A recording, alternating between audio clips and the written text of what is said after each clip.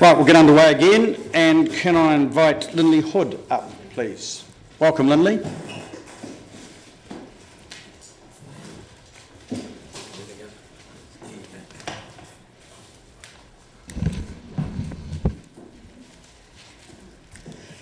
Good afternoon. Thank you for the opportunity to speak to this submission. I've been toying with the ideas since I caught the Corsafine bus in and got off on the other side of Countdown and walked in the rain up here, whether I'd call for a show of hands to see how many other people came by bus in this room. Oh, well, I'll give you half a point for that. I know that the Regional Council is responsible for buses, but it'll be Dunedin's loss rather than the region's loss if the issue of public transport isn't addressed. And with public transport comes the question of pedestrian safety, because I represent people who are losing their sight, who are mainly in the older demographic, and this is the group that is going to be growing as Dunedin's younger population falls. According to Statistics New Zealand, Dunedin's 65 and over population will increase 34% in the next 10 years, while over the same period, the under 65-year-olds will fall by 1%. And this is a new generation of over 65-year-olds. They're staying in work longer. They've got greater disposable incomes than previous generations, and they want to stay engaged with their communities. And it's in everybody's interest to make sure that they can. They want to be economically and socially and culturally active. But the main barriers relate to pedestrian safety and public transport. Those many growing numbers of them have age-related problems that mean either they're not allowed to drive, or they're too scared to drive, or they're a menace on the road. And the statistics for pedestrian fatalities, I feel a stronger urge to do a pitch for this when I ran off the latest road death statistics just before I came. And you can compare pedal cyclists with pedestrian deaths for the year up to the 12th of May, that's today, compared to the previous year. Now, for pedal cyclist death, there were 8 deaths up to the 12th of May 2014, and 7 for the year up to 12th of May 2015, so that's a drop of 1.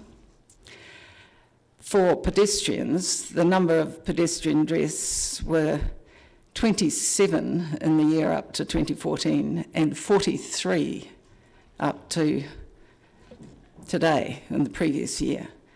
So pedestrian deaths are escalating, and this is the population we need to look after, because the 36% of the pedestrian fatalities were over 65, and that's only, the over 65-year-olds are only 14% of the population.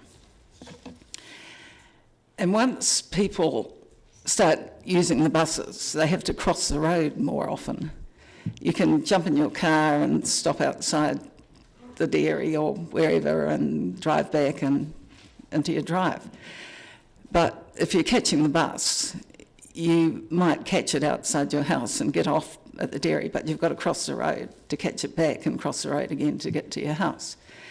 So you've got people who struggle to see and haven't got white canes or guide dogs because they're not blind enough to get help from the Blind Foundation. So motorists don't know that they struggle to see. But they're getting bowled over in excessive numbers.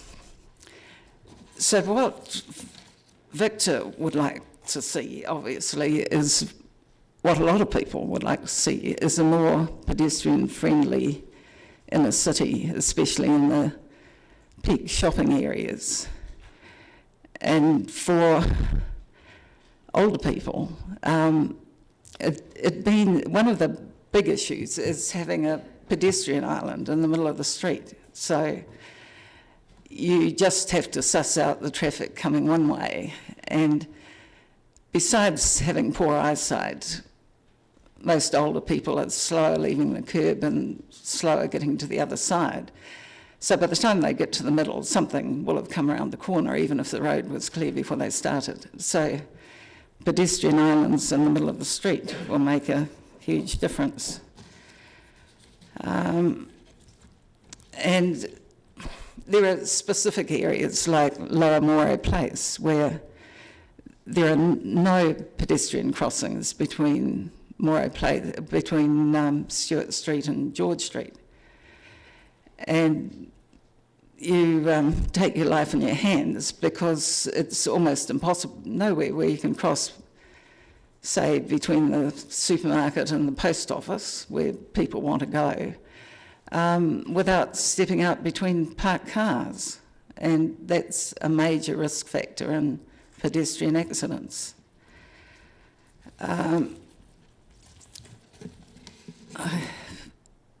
There's the railway station is another scary place for pedestrians. The roadway that sweeps around past the railway station. There are no footpaths there. You have to walk in traffic lanes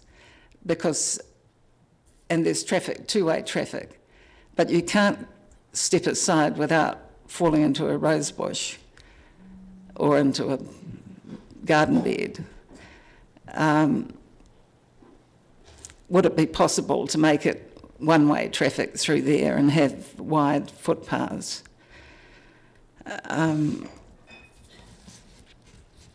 If there's a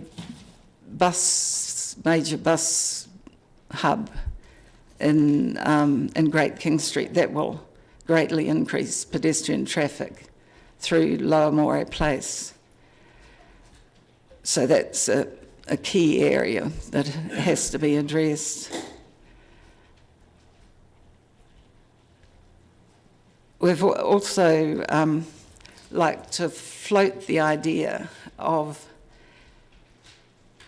running a loop bus between Cargill's Corner and the gardens that could go both ways down George and Princess Street, but return along the one-way street system, so people could park at either end and visit shops in South Dunedin or the gardens, or take a bus down George Street or Princess Street, and very quickly get back to wherever they've parked the car, near Cargill's Corner or the gardens. This would have huge appeal to older pedestrians and reduce vehicle congestion down the main street. And it'll also be an easy to remember bus service that people could try out before they came to grips with the suburban service.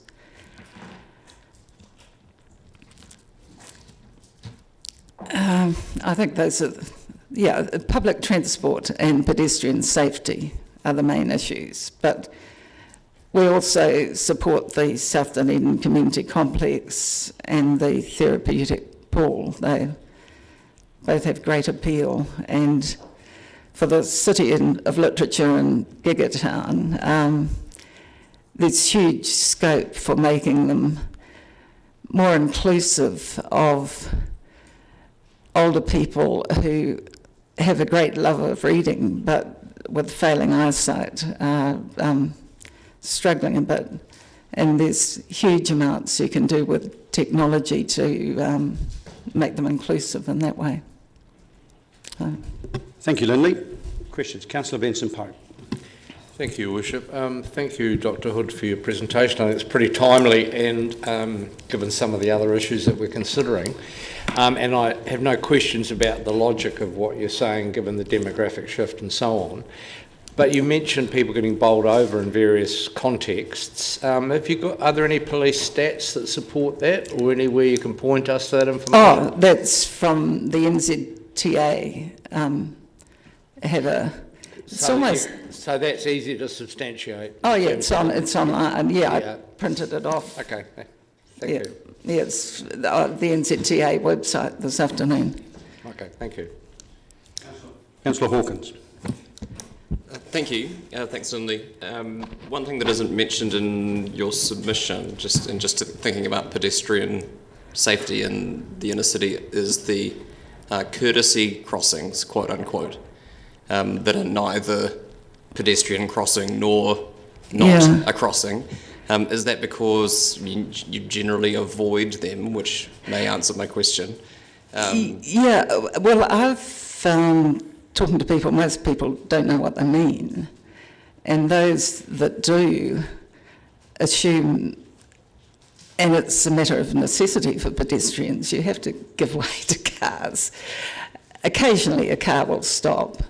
But I mean, even cyclists think pedestrians should. I was crossing on the one to the Centre City Mall, you know, across Great King Street. Yep. And a cyclist came whizzing past saying, "It's not a zebra crossing, you know." So obviously he thought he had right away because it wasn't a zebra crossing. So that, I think, is the feeling anybody on wheels has got with those courtesy crossings. So they don't fit with your conception of what a safe pedestrian city would look also like. Pedestrians with poor eyesight who struggle to see the traffic are extremely insecure. If they were on a zebra crossing, they'd feel safer, especially if it's got a curb protrusion. So if they're standing on the crossing, the motorist will know there's somebody waiting to cross. If there's no curb protrusion and they're just standing on the footpath, they might be just standing there thinking about their shopping list or something. But you know, it's a curb protrusion is a single signal to a motorist that there's somebody wanting to cross. And if it's an old person, I don't know, I haven't brought the, well, it's in my purse, the high visibility wristbands that we've made for our members, because it's also a signal that this person who hasn't got a guide dog or a white cane has got terrible eyesight. They've been picked up by bus drivers as a sign that this person waiting at the bus stop mightn't be able to read the destination sign, and they're really pleased to make sure they get on the right bus. But we're also talking to both bus companies about an initiative as a public transport road safety initiative with the bands as a general road safety signal for any vulnerable road user to wear these really bright, gorgeous, high visibility wristbands.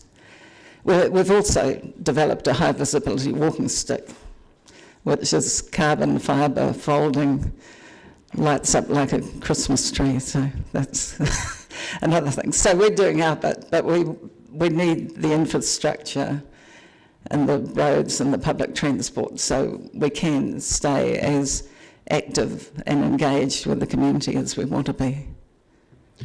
Councillor Calvin. We heard earlier from people who own real estate, retail and things in the middle of town that they would really like to get involved in what's going to be happening with the middle of town and encouraging us to get on with it. I'm guessing that your group would be keen to be part of any sort of working party that might develop as to how we might be doing things, in particular up the main street, to get them for good for everybody. Presumably the retailers quite want people to slow down and things in that area too, preferably stop and get out. And, would you be keen? You would? Oh, absolutely. Yes, I went to a meeting where retailers were talking about the central city plan and making it more pedestrian friendly. And so I was actually wearing this top when a retailer from the Octagon was complaining about people driving past and not being able to find a park. And I buttonholed her later and said, I bought this from an Octagon retailer and I came by bus. People who come by bus buy stuff too, you know. And, I mean, you need drop-off and pick-up places, but, I mean, people who come by bus can walk a couple of streets to buy stuff. So, you know, there's all sorts of ways of doing it, and it's people who walk into the retailers and buy stuff. They don't drive in, they don't ride their bikes in, they walk in, and they walk from somewhere. I've been thinking we should get buttons with I came by bus on, because otherwise I think retailers assume that everybody who comes through the door comes the same way as they did, but you know, by car. But that just isn't so. Councillor Noon. Thank you, Worship. I appreciate you're a relatively, the group you represent is a relatively new group. Yeah. But have you been able to have sort of direct dialogue with staff with the Dunedin City Council who are responsible to promote road safety, etc., or are you sort of feeding in, i.e. this process, rather than being able to talk direct to staff, like, for example, we had spokes here a few minutes before you, who spokes about cycling safety, etc., and they work with staff all the time on projects. So yeah, it's possible that pedestrians don't require as much infrastructure, so we haven't got engaged. I did invite someone from the DCC to come to speak to our last visually impaired group meeting, along with someone from the ORC, but only the ORC person came, so that was pretty disappointing. But hopefully we can improve things. in terms of stats, that's great, being able to bring those stats along. My understanding is that pedestrian safety is a bigger issue in terms of stats than cyclists in terms of accidents. So, Yeah. here we say. Thank you.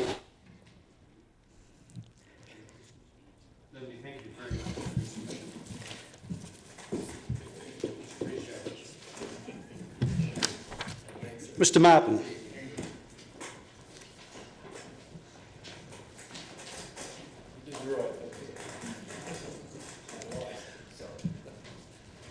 Welcome, Neville. Thank you, Worship. Thank you, councillors, for the opportunity to present this submission on behalf of the Otago Therapeutic Pool Trust.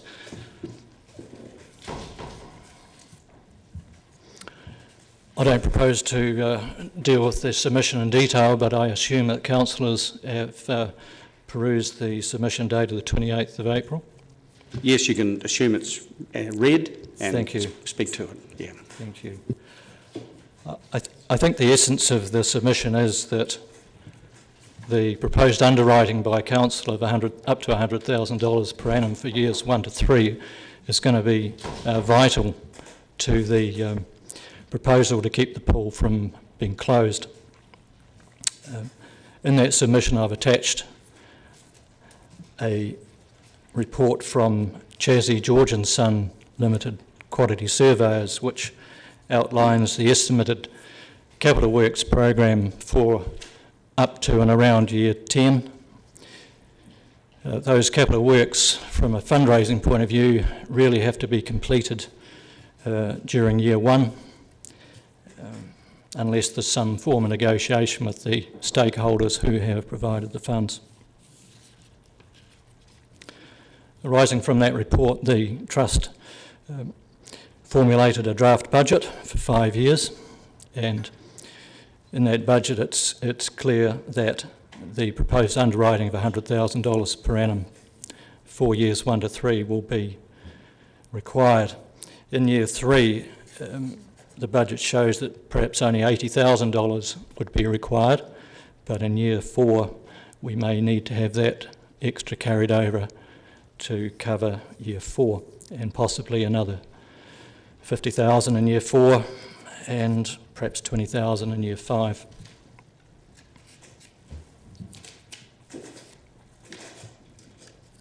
I'm open to questions because I don't think we need to delay any further on the submission. Okay, Neville, can I just kick off by asking you the relationship between the demand that you see for use of the pool and the subsidy? You've just referred to your projection showing that clearly revenue is going up. Now, to what extent is that you're putting the prices up, and to what extent is it that you're optimising uptake of the demand for the pool's services? Sure. The budget shows not only an increase in charges progressively, but also in admissions, and that's going to be an important component of achieving the budgeted result. So have you done a reasonable amount of work to quantify what the demand in the Dunedin area for the services that the therapeutic pool offer would be? Well, it's based on the existing usage of the pool, and we've, in the budget, progressively increased that marginally each year, and that's shown at the top part of the income portion of the budget. Okay. Thank you. Councillor Wiley. Neville, you've got a lot of community support already getting behind this. When I look at the physio pool, that's Chazzy, George and Sons, what page is it? Project budget, and then goes into shower tiling, repaint exterior building and things like that. I take it those are all essentially retail quotes?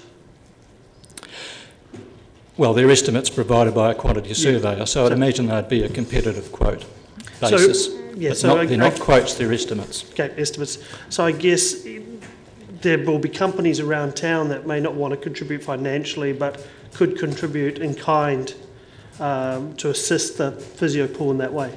That's possible. There could be contra deals. Well, would they be? They wouldn't be contra deals as such. They'd be donating or gifting their services to the. Well, gifting would be marvellous. Contra deals might involve some sort of sponsorship or advertising of that nature. Have you actually put that out there yet? Because I think, like, I'm looking through that list and seeing some of those things and thinking, you know, some of the companies would probably come to the table, and you know, where it's a lot harder to get cash out of people around town. That idea has been discussed by the trustees, and it will be. There will be certain businesses who will be approached to further that idea. What we're concerned about at the moment is to try and raise the capital side of it, $1 million. Depending on the outcome of that will depend on how we approach those businesses about those sort of arrangements. Do you have a website already up and running? Yes. I would really like to see you put all this up on the website so people can visually see how they can contribute other than dollars. You know, some of their supply, they can go to some of their suppliers and assist in other ways. Like I'm just looking at, you know, shower tiling or roof repairs, and even repair and paint steel windows and add interior perspex. So I know the dollars is a big part of it, and you're going to get some great support that way. But I think there'll be many companies around town that could contribute once they see how they could contribute. Yes, I take your point, Councillor, and it is an issue which the trustees have discussed, and it's a case of timing when approaches will be made to businesses. Okay. Councillor Kelwood. Just in the sort of good news stories, were you aware of the number of submissions that have come in about the pool? I am. And that of those 394, absolutely all of them are for it, which must be Hugely encouraging. hugely encouraging and very unusual, I would have thought. So is that...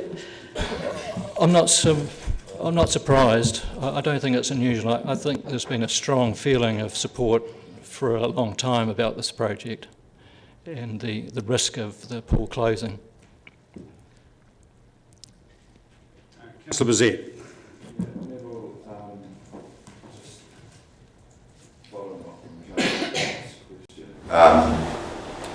There's obviously been a lot of support for the continuation of the field pool, and given that that is the case, is it likely that the SDHB may reconsider to some degree the decision that they made?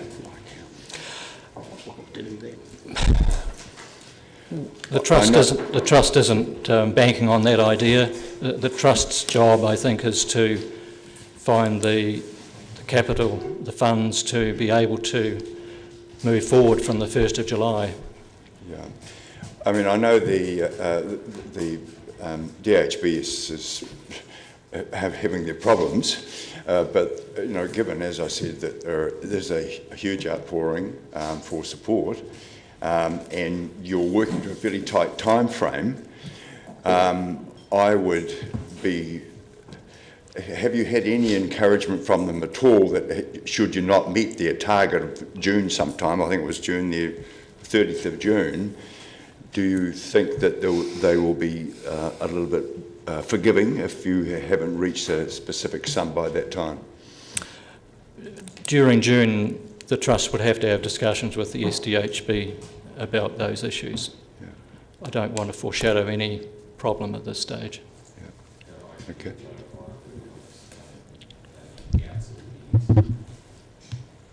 Sorry? The answer will be yes.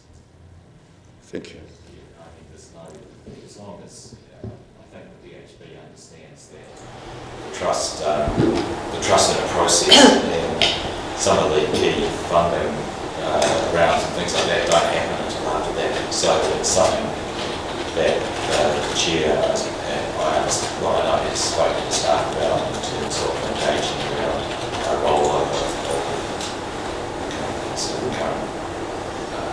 with probably a year's rollover, but the right for the trust to take it over earlier than that if they're in a position to do so, or something like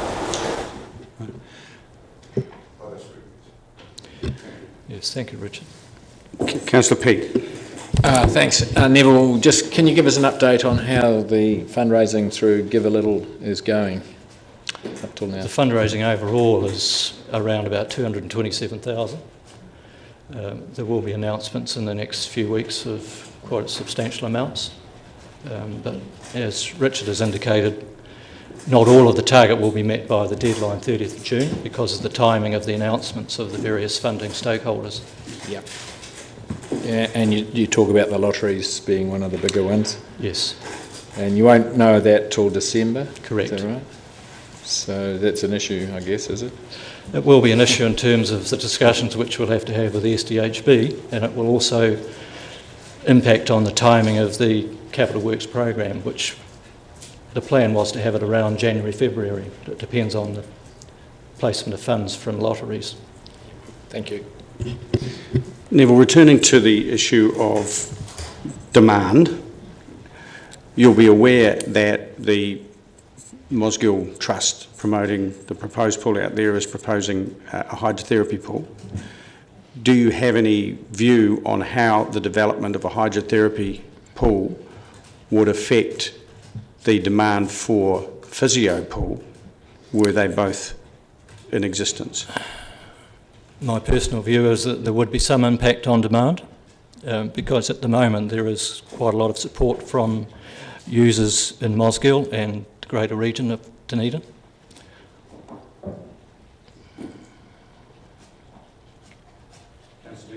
Are you able to quantify that in any terms? I mean, you... No, it's just a personal view.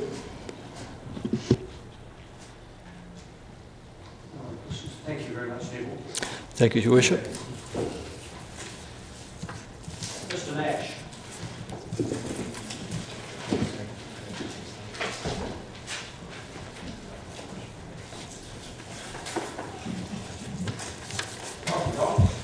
Good afternoon, everybody. Ladies and gentlemen, thank you very much. You all have a copy, I believe, of my original email. Inconvenience, of no convenience, all to do with the North East Valley, lack of toilets, regarding especially the cruise season, when huge numbers of people come in there, and there are no toilets for quite a distance, at least a kilometre away. Most of the information is there on the first page. I just added another couple of lines here since then, further to the original copy. The residents of Baldwin Street and nearby North Road, including the hospice, do not now allow travellers use of their private toilets, and you'll probably be aware of the reasons why. Some of it was in the first page about the norovirus, which was in the hospice last year, averted a real catastrophe there, and of course it could have killed half the population of the hospice had it carried on. But I believe it to the lady who let them in, who cleaned the toilet afterwards and then went home, it averted what could have been very, very bad. Also, Asian people are known to have very different toilet habits, and a number of you will be aware of that. And in my opinion, and I'm doing this off my own bat with talking to a lot of people through North East Valley, already to my mind it's 6 to 7 years overdue from the time that the cruise ships came in, and as you know, huge numbers. Travellers also have used the Baptist Church toilets, where there is a little creche, for little children, very small kids. Both it and the hospice have serious health issues. The norovirus could have decimated the patients there. In peak season, it was noted and observed there were 16 buses in Baldwin Street in one particular day, 10 large buses and 45 to 50 seaters, and 6 smaller buses which would carry anywhere from 10 to 25 people. Now there's 4 options I had on the original page. The first option looks the best and the cheapest. It's the old North East Valley Post Office. There are toilets at the rear of the building which have been sealed over, probably for quite a few years, but could be made operational very, very cheaply if the owners were approached by the DCC. And when I talk cheaply, what figure do you put on if you were to put toilets in there? What will you have to spend in your minds to put them in? We're not in a position to give any figures from this meeting because we would have to ask staff, so we can't give an answer to that. Because you've got all these, that would be the cheapest option. Could it be we could redo and make them operational by as low as $20,000, which to my mind is a bit of a gift price, really. And the other options are the old quarry building across the road, where there is an existing toilet as well, which you need to speak to the owners to make some sort of deal. And the hospice, of course, I spoke to management there, who were prepared to mediate over putting new toilets in the northern corner of the hospice section where the shrubs are. What was the other one? The strip of land beside the creek, just slightly north of that, with a lot of trees at the moment, but you'd have to start from scratch and rebuild the whole lot. So that's my submission here. I just note one point there. Number one, the North East Valley Post Office, and you say that the DCC appeared not to be interested. Are you aware that it was ever offered to the DCC, or is it pardon? Was the DCC ever offered it, or did they? Well, I was with the understanding that I was told how true it was that the original owner, and I don't know if it was the last one or the one before, originally wanted the people of North East Valley to have it. Yeah, and I don't know who that person was. It's here today. Yeah, but I'm saying, you say here that the DCC appeared not to want to buy it. Yeah. Well, do you know that the DCC was ever contacted, offered it? Or? No, I don't. No. Any other questions, councillors? Councillor Betts-Pope, sorry. Thank you. From your observation, how many toilets would be required to cope with what's obviously a wildly fluctuating too? So, well, there are two, yes, back of the old post office, yeah. No. How many would be needed to cope with? Oh, well, just as good as mine. One obviously wouldn't be enough. No. Multiple busloads of people. Would two, two? Oh, well, it would certainly help where there's none at the moment, yeah. It depends on how much money you want to spend. 4. Councillor Peake. Four. Thanks, Don. A submitter from Valley Project put some suggestions about amenities at Chingford Park, including toilets, public toilets, and suggested that might help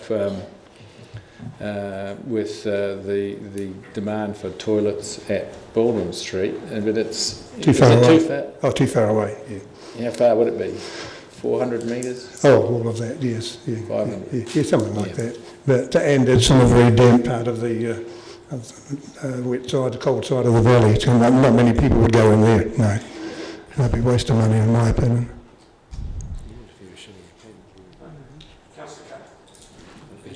If we were talking about buses, a bus could take them there before they took them to Baldwin Street, couldn't they? I mean, if you're talking about buses, the bus can stop somewhere intentionally. Well, I heard a comment, which was what you down there, that some buses have been told off for not informing their passengers that there are no toilets there, which in my mind is a bit negative. It doesn't excuse the fact that toilets are urgently needed there, urgently. But I did see something in the paper recently, and I thought it was DCC or not. There are 3 projected bus stops with toilets coming into town somewhere. Is that correct? I don't know whether that's true or not. I'm not sure if it was Dunedin or not, but they proposed anyway for something. Right. Thank you very much, John. Oh, thank you. Rachel Elder.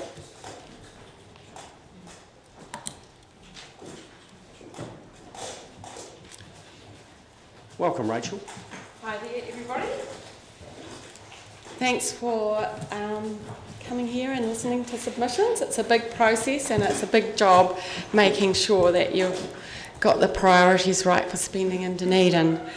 I'm here because I work for Workbridge, so I work with the people who struggle to find jobs in Dunedin. And I thought the best way to represent them today was actually to go through the statistics about employment and development in Dunedin, because it's easy to just have hearsay. So to assist you to understand the average working person's struggle in Dunedin, we're going to journey very quickly through some statistics. I believe knowledge and information is what is needed to make good decisions. So your first page there, for most of you, some of you have got it at the back unfortunately, the 2013 census quick stats. Between 2006 and 2013, there was a decrease of 6.1% in jobs in Dunedin. So let's imagine there are 20 people in the room. One of you would be unemployed now. And we all know some of those people.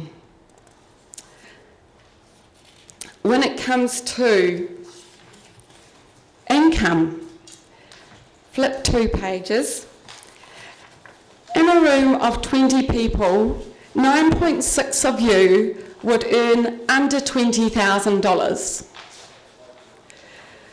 15.6 people out of 20 would earn $50,000 or under in Dunedin, and only 4.4 of you out of 20 would earn over $50,000. And this affects our people drastically.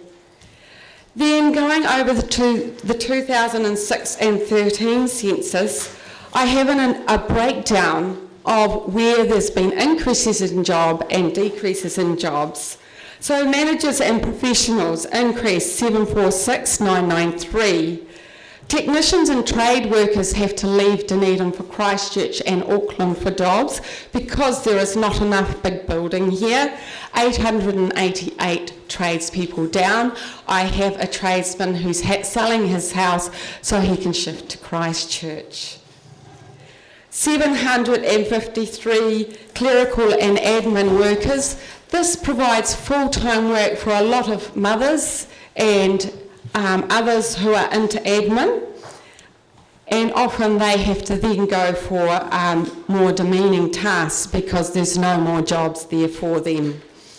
468 sales workers, 408 machinery operators, because we're not growing enough to create enough infrastructure to create more jobs.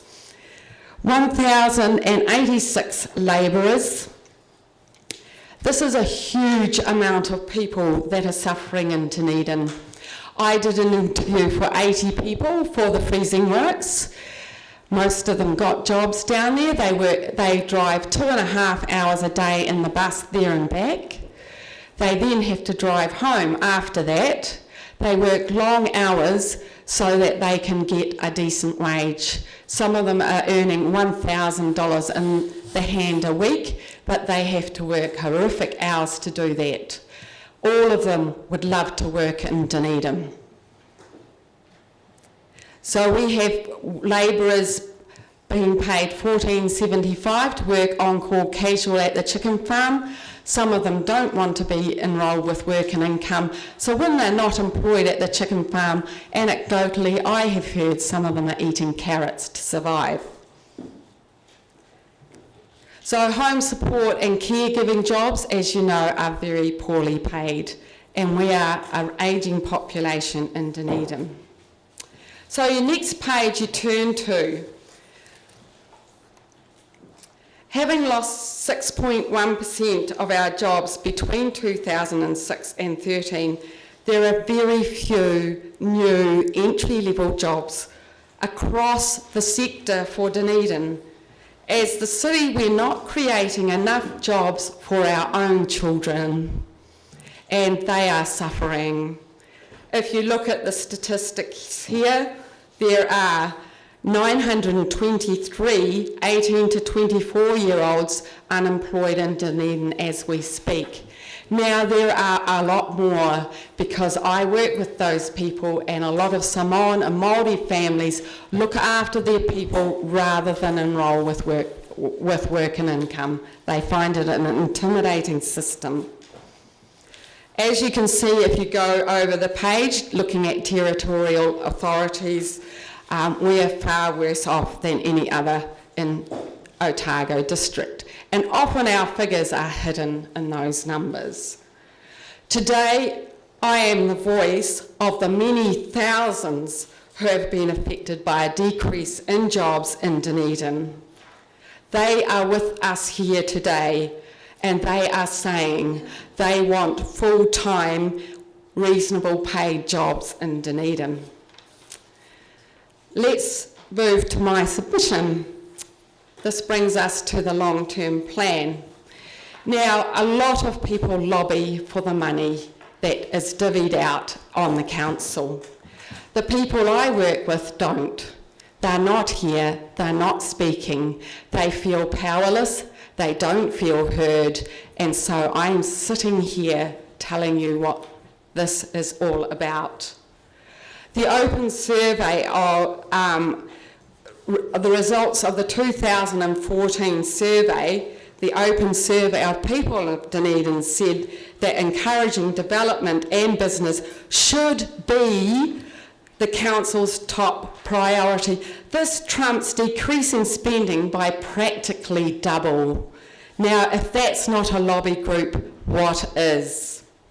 31% of our population see Dunedin as a thriving city, only 31%. The importance of a thriving city is at 4.28 out of 5, but the perception is we are only at 2.8 out of, this is the largest variant in the whole survey. The people of Dunedin have spoken. They want more of the money they spend on rates devoted to the economic growth, development and promotion of this city. They have stated this as their number one priority, and that is some lobby group. So let's go over to opportunities.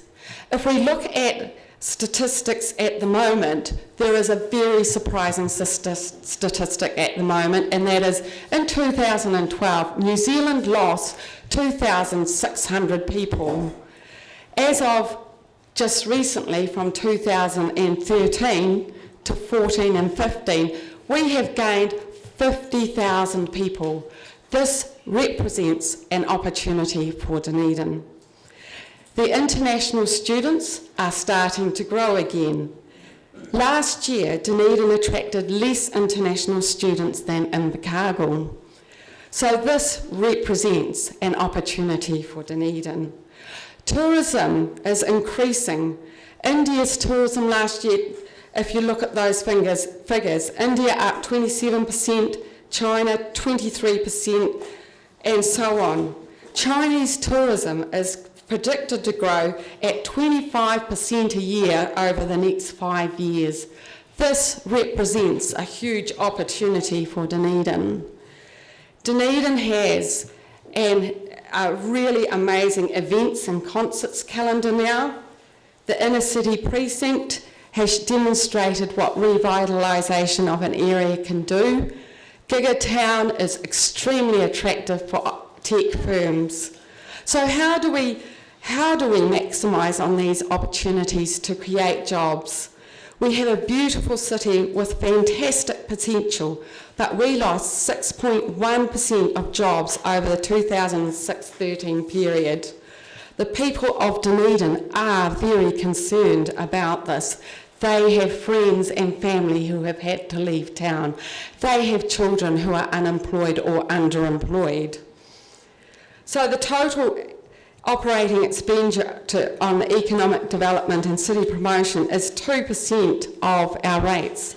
Total capital expenditure on the same was 0% as per the little folder that we had. The economic strategy states its aim to create 10,000 extra jobs over 10 years and raise people's incomes by $10,000. Now, this plan was put in place 2 sessions ago, 2 councils ago, and yet we have lost 6.1% of our jobs. Rachel, can I get you to wind up, because you've had 10 minutes now. Okay, well, what I believe we should be doing is, given that there's 50,000 extra people in Auckland who can't afford to live there, we should be spending money, and you can see this in my marketing of Dunedin, to attract those people here, to attract small, medium and large businesses here, because we are way more affordable, but that will cost money. We also need to look at attracting international students to Dunedin. I gain $440 a week tax-free by having 2 students in my house, which I couldn't afford. So, and we need to make a big focus on that. There needs to be a cross-city effort and a cross-chamber, employers association, property owners effort to create a 5-star hotel for Dunedin, and it needs to have harbour views, because these are what the Chinese people are wanting. Their companies pay for them to come over here. They want 5-star hotels, and we also need a hotel that has an events and conference centre within it, because a lot of them want that. We also need to look at tourism. Can we go to questions, because we're well over time now. Okay, can I just put one plug in here? I want you to read this, the Burl Regional Rankings 2012, because in fact there's so much information there to mine out of it. So yeah, okay, you can talk to me now, but I could talk for hours, I'm sure. Yep. Thank you, Rachel. Can I just kick off the questions by asking you, and I haven't read the Burl rankings, but do you know if the quantum of entry-level jobs is growing anywhere. You quite rightly point out that entry-level jobs are reducing in number in Dunedin. Are they increasing anywhere, or is it a nationwide and indeed worldwide trend that entry-level jobs, as technology takes over, are reducing? Well, I don't agree with you there in the sense. I don't know the answer. In the sense that we're. Hang on. Yeah. I'm not making a statement. I'm asking a question, so it's not a matter of agreeing. Well, I mean, Fish and Meats is expanding. We've got some of the engineering firms that are doing quite well. So there are entry-level jobs, but often those entry-level jobs in Dunedin are taken by recruitment companies. And so a lot of our guys are going I didn't into explain myself. What you've identified is a reduction in entry-level jobs in Dunedin. Yes. And I accept that. What I'm asking is there anywhere in the country where entry-level jobs are increasing in number? I don't know. That I do not know. I'd have to look at the census. Okay. But I know that in Taranaki, they have had a lot of job growth through the oil and gas industry, but also through the dairy industry. So there is a huge growth in jobs in the dairy industry. There's a huge growth of jobs. Gore, for example, has the second biggest growth in jobs in New Zealand, which is very surprising. But when you think about it, it's not, because in fact the dairy industry. So we should be hopping onto that. Our engineering companies should be making things for dairy farms. And Calder Stewart is making a mint out of doing stuff for dairy farms. So yes, there is a growth in those areas. Okay, so my second question is you talk about job creation and business growth and economic development being a top priority, which I think Council would agree with, because that's why it's such a high focus. And you say that you want more of the money to go to that effort. Yes. So you'd be quite happy about an increase in rates, because we have to you have to resource those kind of things. Yes, so you do. You'd be happy in spending more of the rates money on economic development. I most definitely would, because I see next year the high school students leaving and still not having created any more jobs. In fact, maybe have lost some. So we're going to get another 900 in a few years. And it's unsustainable and it's hurting people. Councillors, any further questions? Right, thank you, Rachel. Really appreciate your submission.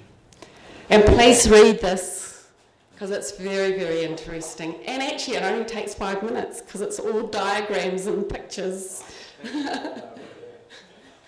Mostly. Thank you, Rachel. Mr. Harnish.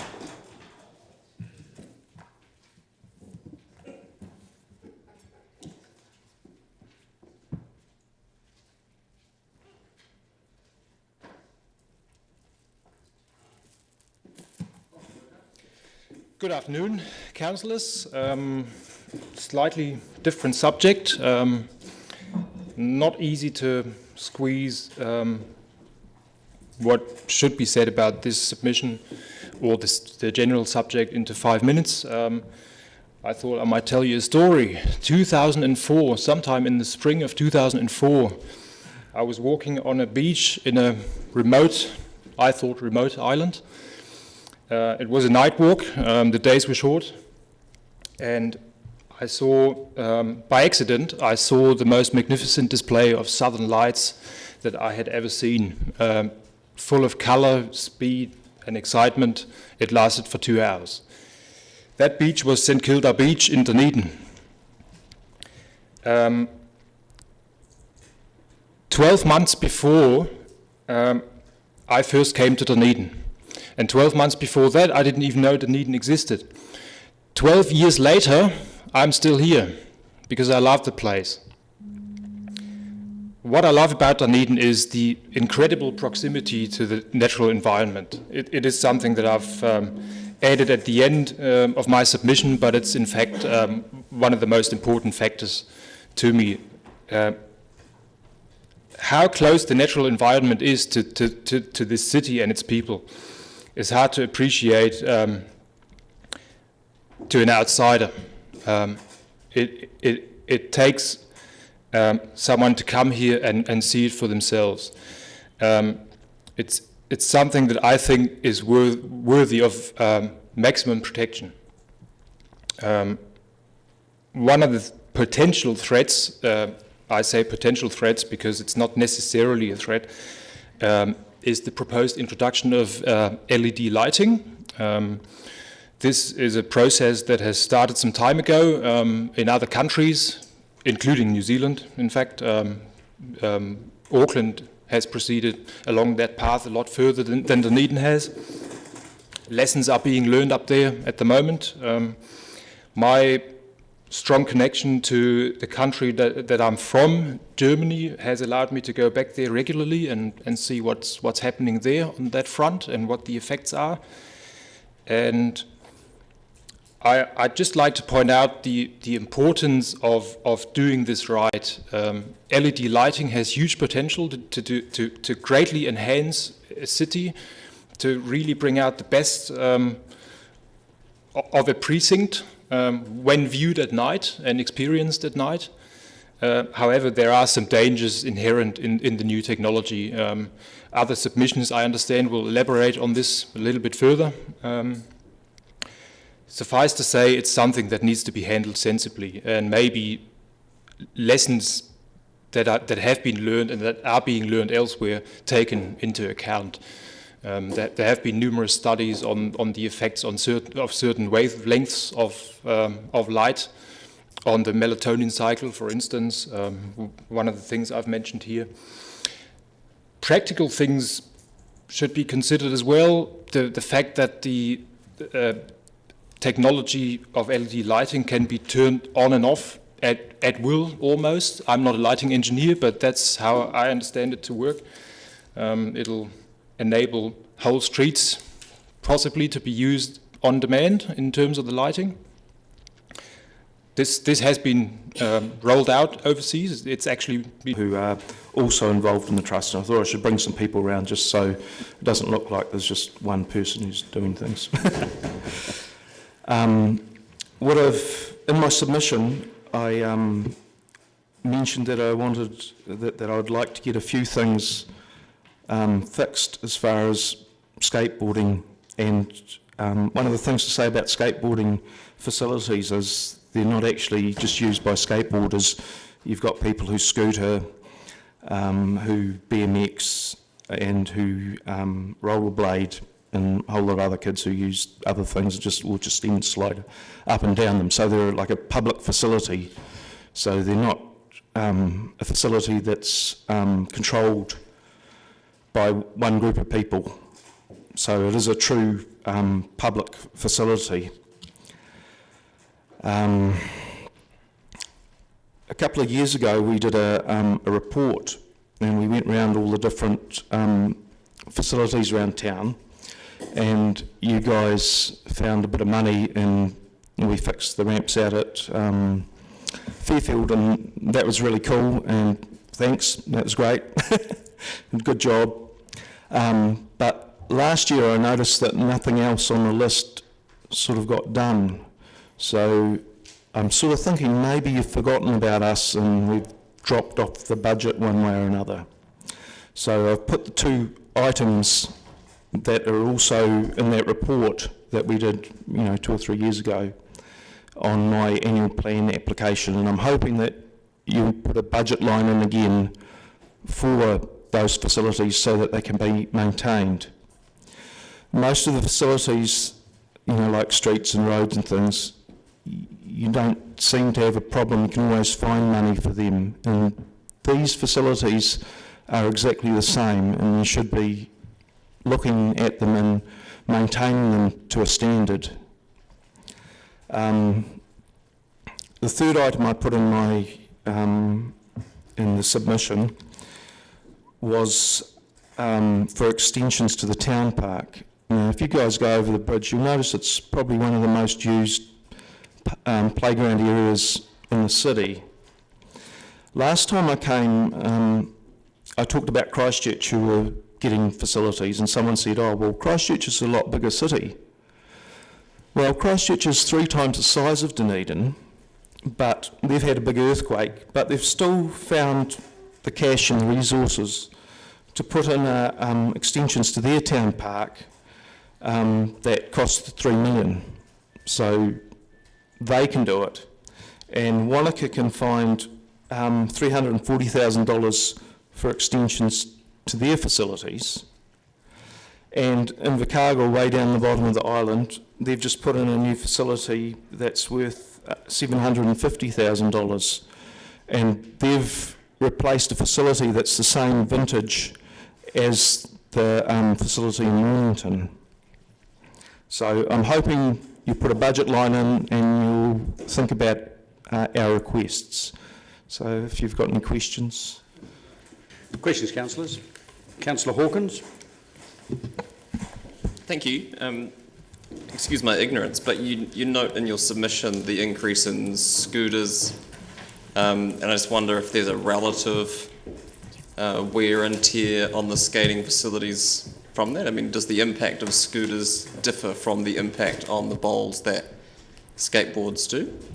I don't think for scooters as much, but BMX bikes with the pegs and that, you'll notice at the town park some of the bricks are, a little bit scuffed, and that's the metal pegs. The stump pegs. Whereas some of the cooler BMX riders, well, they'll actually have like plastic pipes on their thing, on their back, on their axles. So they're a lot, all the cooler people have them. It was, reasonably controversial for various reasons, but Levi's have just put $180,000 into developing a skate park in Christchurch as part of their global PR thing. Is that rare, or is corporate sponsorship of skate facilities something that is more common that we should be targeting? Well, that's the only one I've heard of. But Christchurch are actually quite proactive, and there's not just that one that's in the centre of town, but there's a number of ones in the outskirts, the suburbs that they've put in too. This one's in Sumner, I think. Yeah, and there's that was in Sumner, but I think they've done something in Kaikoura, and there's a little place outside Lincoln that there's a fairly new park that's gone in there. So they're actually quite proactive, and one of the reasons is they actually, when they do their budget, they'll put a line in, for further facilities, and so over a period of time, that $3 million, they didn't just have to stump that up. That had been in the account in 2009, and they're still trying to get the resource consent from the people from Canon to put the extensions in. So that's what happens if you save for something. You can actually do something that at first sounds quite expensive, but it's affordable then, and that's something perhaps that this council probably may learn off a place like Christchurch. Thanks.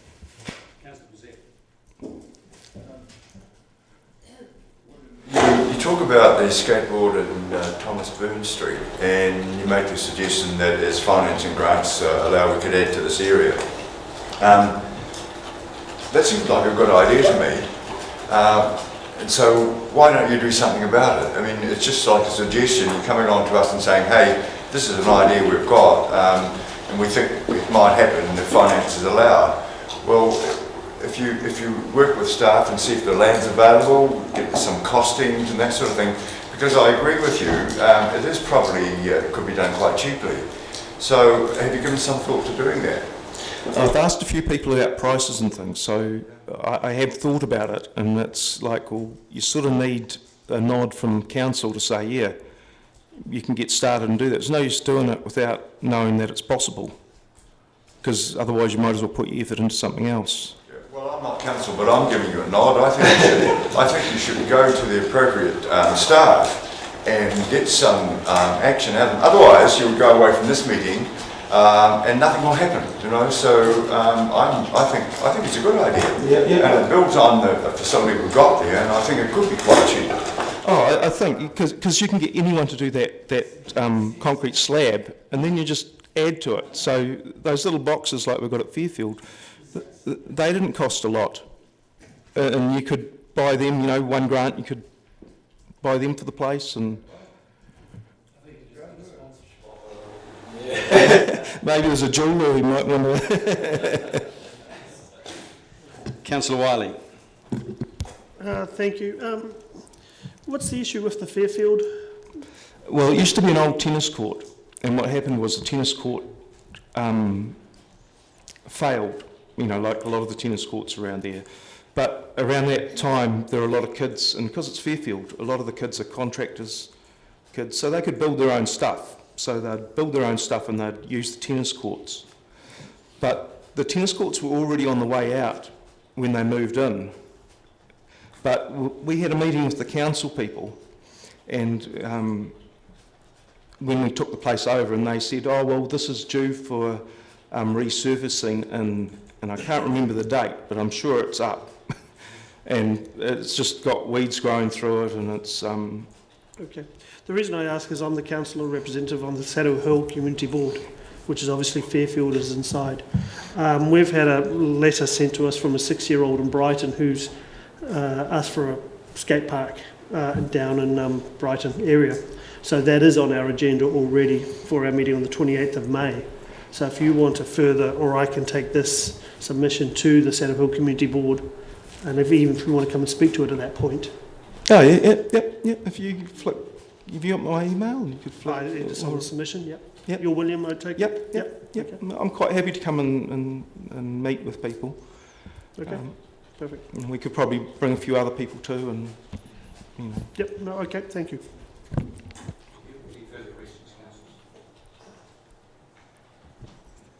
Thank you very much for your submission. Yep, well, thank you very much for having me. Well, look forward to more interaction with your idea. Yep, thank you. Mr. Simpson.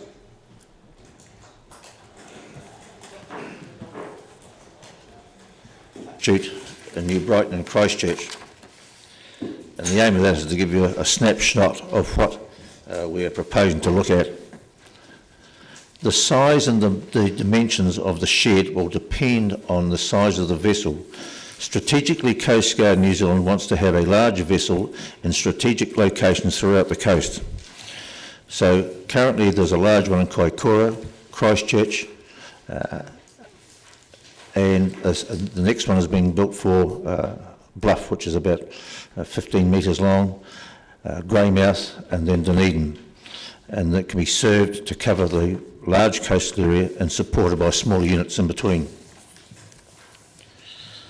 At this stage of the process, we have consent, and what we need to achieve following those consents is that the only thing we don't have consent at this stage is the slipway for the vessel. The new vessel will in fact be housed in a shed and launched as and when required, and not trailerable. We are looking at possibly a vessel of up to 14 metres in length, possibly 1,000 horsepower in the future. We will be self-funded, and our aim to bring to your attention is that we are working closely with LRC on this as well. And once the reclamation is done, that'll give us a target time, possibly 24 months, we may be able to start. We will be self-funded, and we would ask that the council note this in the long-term plan, so that any cost that we would look at is perhaps a cost-free consent for the project. That's basically it. Okay. If you have any questions. Thank you. Can I just kick off and ask that building that you've illustrated there, that's the building that's going to house the 14-metre... Yes, that's right, yes. So that red and yellow boat shed on there is more than 14 metres long? Yes. It'd have to be with a motor on it, yes. I suppose, yeah. Okay. Well, what we're doing at the moment, we formed clusters within the organisation, and what those clusters are doing, they're coming to us, what do we need to have in the way of equipment for the vessel there, housing a winch, of course, safety equipment, recovery room upstairs, perhaps a radio room, also an incident management space upstairs as well. So again, we're building for the future, so we may not necessarily have a large vessel first of all, but it means that once we've got that building there, we can accommodate a vessel of that length. And there's no anticipation that Coast Guard will ever go to a larger vessel for this area? That is one of the strategic goals, yes. No, sorry, they'll never go for one more than 14 or 15 metres? No, not at this stage, no. There's 5 designs at Coast Guard looking nationally, and the fit for us is that they're looking at 13 to 14, maybe 15 metres for that. Thank you, Lox and Bill, for that. Can you just confirm whether the new reclamation is actually going to be an area that's greater than what's there now, or has that been completed?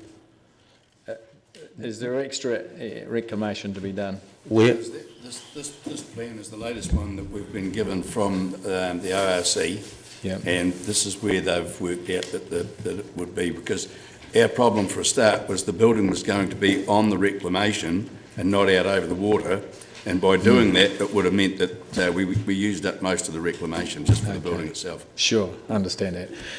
So the only question I have is about, even though the slipway heads out beyond the end of the pontoon that's there, do you have enough water at low tide for a 14-metre vessel? Well, most Coast Guard boats, what they've all stepped to now are jet units, so they're twin jets, so they don't need a lot of water.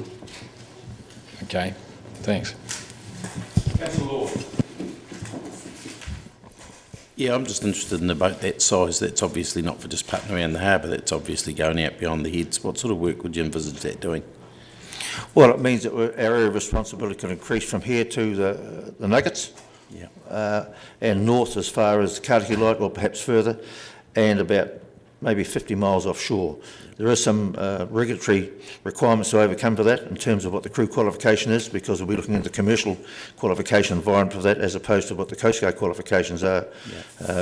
Currently within our organisation we have 7 members who are in fact commercially qualified to take a vessel of that size. Yep, interesting. Councillor Bazette.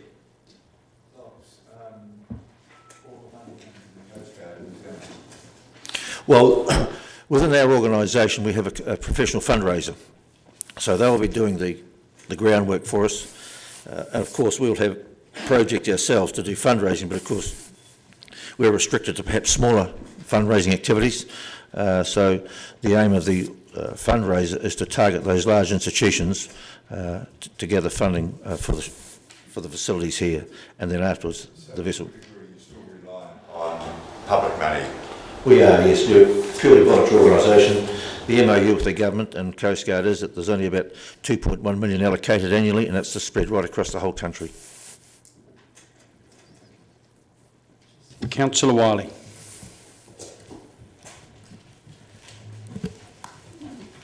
Gentlemen, what is the total cost? We haven't been given a cost yet. This, in terms of a vessel, the vessel will be around about between 1 and 1.2 million, based on what the cost for the one for Bluff is and also what the one for Christchurch cost. The cost for the shed, possibly between 300,000 and 400,000. We have, in fact, people working pro bono for us at the moment, doing all that assessment for us to give us an idea of what the cost will be. But they haven't given us a firm figure yet. They're using the diagram here, or the plans of Sumner, as a template to work out. We have to go back with them to tell them what we want to make the mix up, and then they'll be able to give us a cost. So probably just over 1.6. Yes, total, but 2 separate projects, as you can appreciate. Yeah. Are you making a submission to the ORC on this? Yes, there is a submission going to the ORC on this. Okay. Yes. And I take it you've currently got the 8.5 metre boat. Is that in the existing boat shed, is it? No, that's currently sitting on a trailer in Portobello here at Wicker Street, but that will be housed in the shed. Our mission is to get the shed completed, because once we have a facility there, we can then use it for other activities such as running courses on boating safety, community-based events as well, and we derive income from delivering those courses to the community. Where do you currently offer those courses? Well, it's on an ad hoc basis. It's where people can gather at any appointed place. Currently, we use the Portobello Fire Station. The fire service have been very good to us in allowing us to use their facilities for training and for meeting purposes. But if there are other people out of district that want to have undergo a course of instruction, we can go there. We are mobile to deliver there. But it's preferable that we have that one point where we have all our equipment, all our aids as well. Yep, perfect, thank you. That appears to be all questions. Thank you. Can I just, one more thing about your fundraising. I keep buying the Coast Guard lottery tickets and I'm waiting, I want to know when my boat's arriving. Do you have any idea at all?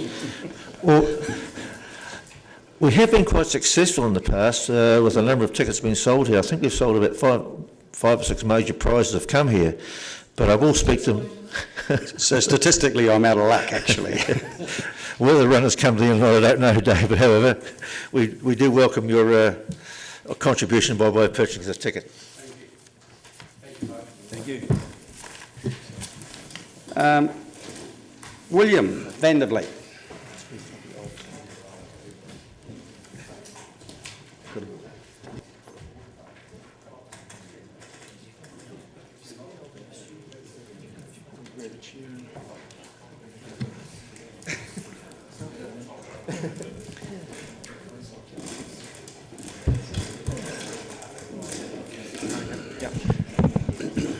Welcome, guys. Hello. Hi. It's good to be here. This is Sam Lowry and that's Stephen Redfern and the people who are also involved in the trust. And I thought I should bring some people around just so it doesn't look like there's just one person who's doing things. In my submission, I mentioned that I wanted, that I would like to get a few things fixed as far as skateboarding, and one of the things to say about skateboarding facilities is they're not actually just used by skateboarders. You've got people who scooter, who BMX and who rollerblade, and a whole lot of other kids who use other things will just even slide up and down them. So they're like a public facility. So they're not a facility that's controlled by one group of people. So it is a true public facility. A couple of years ago we did a report and we went around all the different facilities around town, and you guys found a bit of money and we fixed the ramps out at Fairfield, and that was really cool, and thanks, that was great. Good job. But last year I noticed that nothing else on the list sort of got done. So I'm sort of thinking maybe you've forgotten about us and we've dropped off the budget one way or another. So I've put the two items that are also in that report that we did, 2 or 3 years ago on my annual plan application, and I'm hoping that you'll put a budget line in again for those facilities so that they can be maintained. Most of the facilities, like streets and roads and things, you don't seem to have a problem. You can always find money for them. And these facilities are exactly the same, and you should be looking at them and maintaining them to a standard. The third item I put in my in the submission was for extensions to the town park. Now, if you guys go over the bridge, you'll notice it's probably one of the most used playground areas in the city. Last time I came, I talked about Christchurch, who were getting facilities, and someone said, oh, well, Christchurch is a lot bigger city. Well, Christchurch is 3 times the size of Dunedin, but they've had a big earthquake, but they've still found the cash and the resources to put in extensions to their town park that cost $3 million. So they can do it. And Wanaka can find $340,000 for extensions to their facilities. And in Invercargill, way down the bottom of the island, they've just put in a new facility that's worth $750,000, and they've replaced a facility that's the same vintage as the facility in Mornington. So I'm hoping you put a budget line in and you'll think about our requests. So if you've got any questions. Questions, councillors? Councillor Hawkins? Thank you. Excuse my ignorance, but you note in your submission the increase in scooters, and I just wonder if there's a relative wear and tear on the skating facilities from that. I mean, does the impact of scooters differ from the impact on the bowls that skateboards do?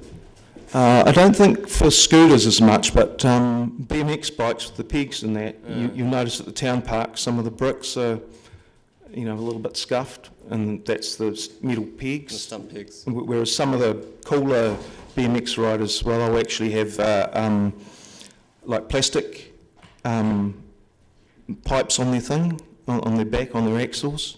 So they're a lot, all the cooler people have them. It was, reasonably controversial for various reasons, but Levi's have just put $180,000 into developing a skate park in Christchurch as part of their global PR thing. Is that rare, or is corporate sponsorship of skate facilities something that is more common that we should be targeting? Well, that's the only one I've heard of. But Christchurch are actually quite proactive, and there's not just that one that's in the centre of town, but there's a number of ones in the outskirts, the suburbs that they've put in too. This one's in Sumner, I think. Yeah, and there's that was in Sumner, but I think they've done something in Kaikoura, and there's a little place outside Lincoln that there's a fairly new park that's gone in there. So they're actually quite proactive, and one of the reasons is they actually, when they do their budget, they'll put a line in, for further facilities. And so over a period of time, that $3 million, they didn't just have to stump that up. That had been in the account in 2009, and they're still trying to get the resource consent from the people from Canon to put the extensions in. So that's what happens if you save for something. You can actually do something that at first sounds quite expensive, but it's affordable then, and that's something perhaps that this council probably may learn off a place like Christchurch. Thanks.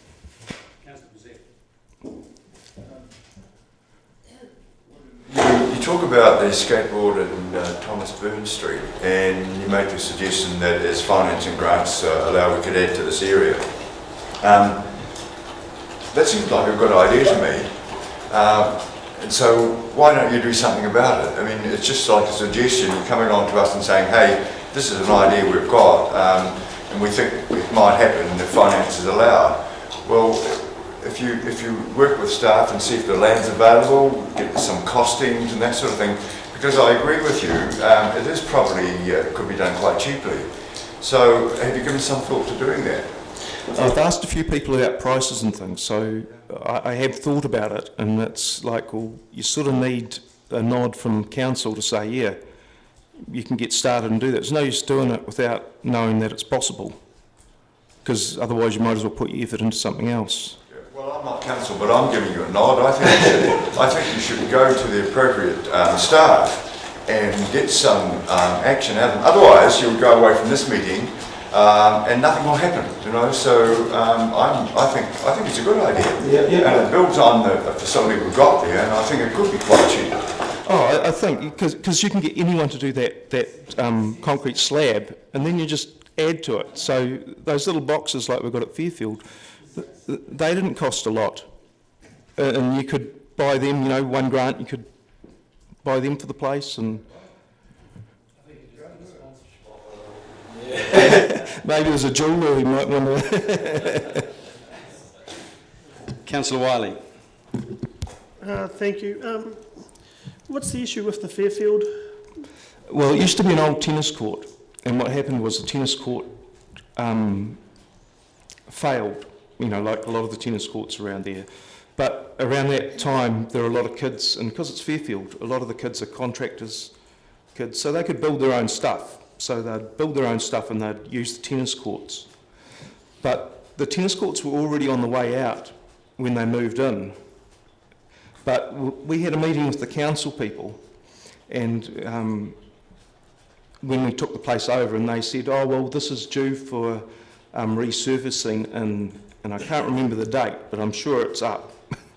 And it's just got weeds growing through it, and it's... Okay.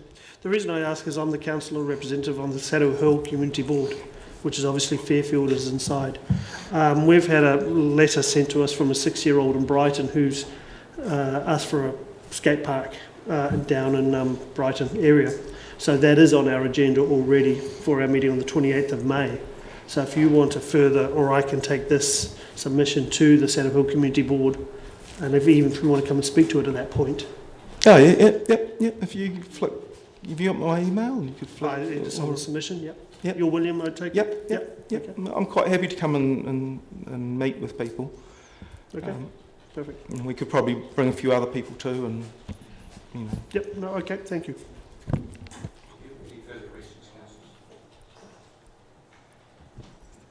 Thank you very much for your submission. Yep, well, thank you very much for having me. Well, look forward to more interaction with your idea. Yep, thank you. Mr. Simpson.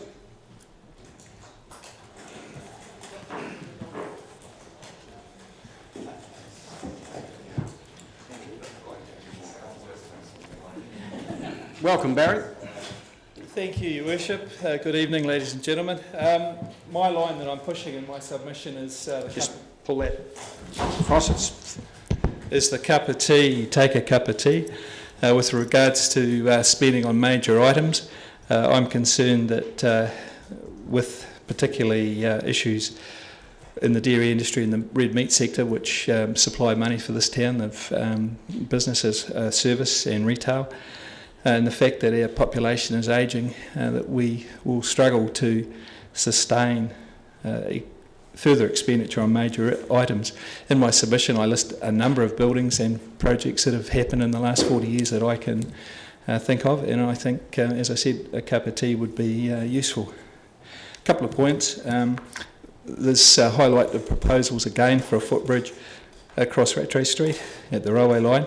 I'll just bring to your attention again that there are many footpath chicanes that cross railway lines. I cite specifically at Ashburton, Palmerston and in the Hutt Valley, and I think we should be looking at that rather than another bridge. And I would also point out that there are 2 bridges either side of it that provide foot traffic at the railway station itself, and the overbridge somewhat south, and I think a little bit of exercise is no bad thing to walk to either of those bridges. I'd also highlight that it would be useful to have the 2 tunnels so that the walkway bicycle link between Dunedin and Mosgiel can be somewhat furthered. I realise it's been put at the bottom of the list, but that seems a shame. I personally don't agree with many of the bicycle developments in South Dunedin, but that's an argument that I've lost. And I was really, the undercurrent or underlying principle of all this is I think it's time to focus on a lot of the little things, the niggles, particularly for ratepayers, and I was really thrilled to see Sue Bidrose go out to see that family in Kaikorai Valley that had a drainage issue, and these little things link back. As you know, with the railway tunnels, the Caversham tunnel, there's an issue there with potential overflow, and it's not a lot of money to fix it, but it is some money. Thank you for your time. Questions? Yep, sure. Councillors. Councillor Noon. Barry, you probably, oops. It may be better. You can hear me now. Barry, you may have noticed that the council are planning over the next 10 years to increase the renewal budget significantly, and I see you've got a bit of a focus in that area. Do you think we're targeting it at an appropriate level of reinvestment? And I'm talking core infrastructure here. The short answer is no, but you've got to balance things, and I think for all the other demands that are placed upon you, that it's adequate. I mean, if you can swing some more money into sewage and drainage and roading, that'd be great. But yeah. Councillor Thompson. I'm just interested in how long a cup of tea it would be in your view, because if you look at the LTP, at what point in that process do you stop drinking and get up and do something? Well, your base funding allows you to do many things. That's why I'm highlighting small things, and you've got a list there. But I'm concerned about additional expenditure for things possibly like the Mosgiel swimming pool, and to a lesser extent the lights at the cricket stadium, because I see cricket as a minority sport and would be better to support cycling. So to answer your question specifically, ideally for me it's 5 years, but I think 3 years is probably a more stomachable figure. The LTP is about scheduling spending over that 10-year period. And I'm just taking the Mosgiel pool for example. It's not going to be, if it were approved, it's not going to be built next year. I appreciate that, but it's probably possibly in a 5-year envelope, depending on if you wish to pursue asset sales to support it. Any further questions? Thank you, Barry. Good. Enjoy your cup of tea.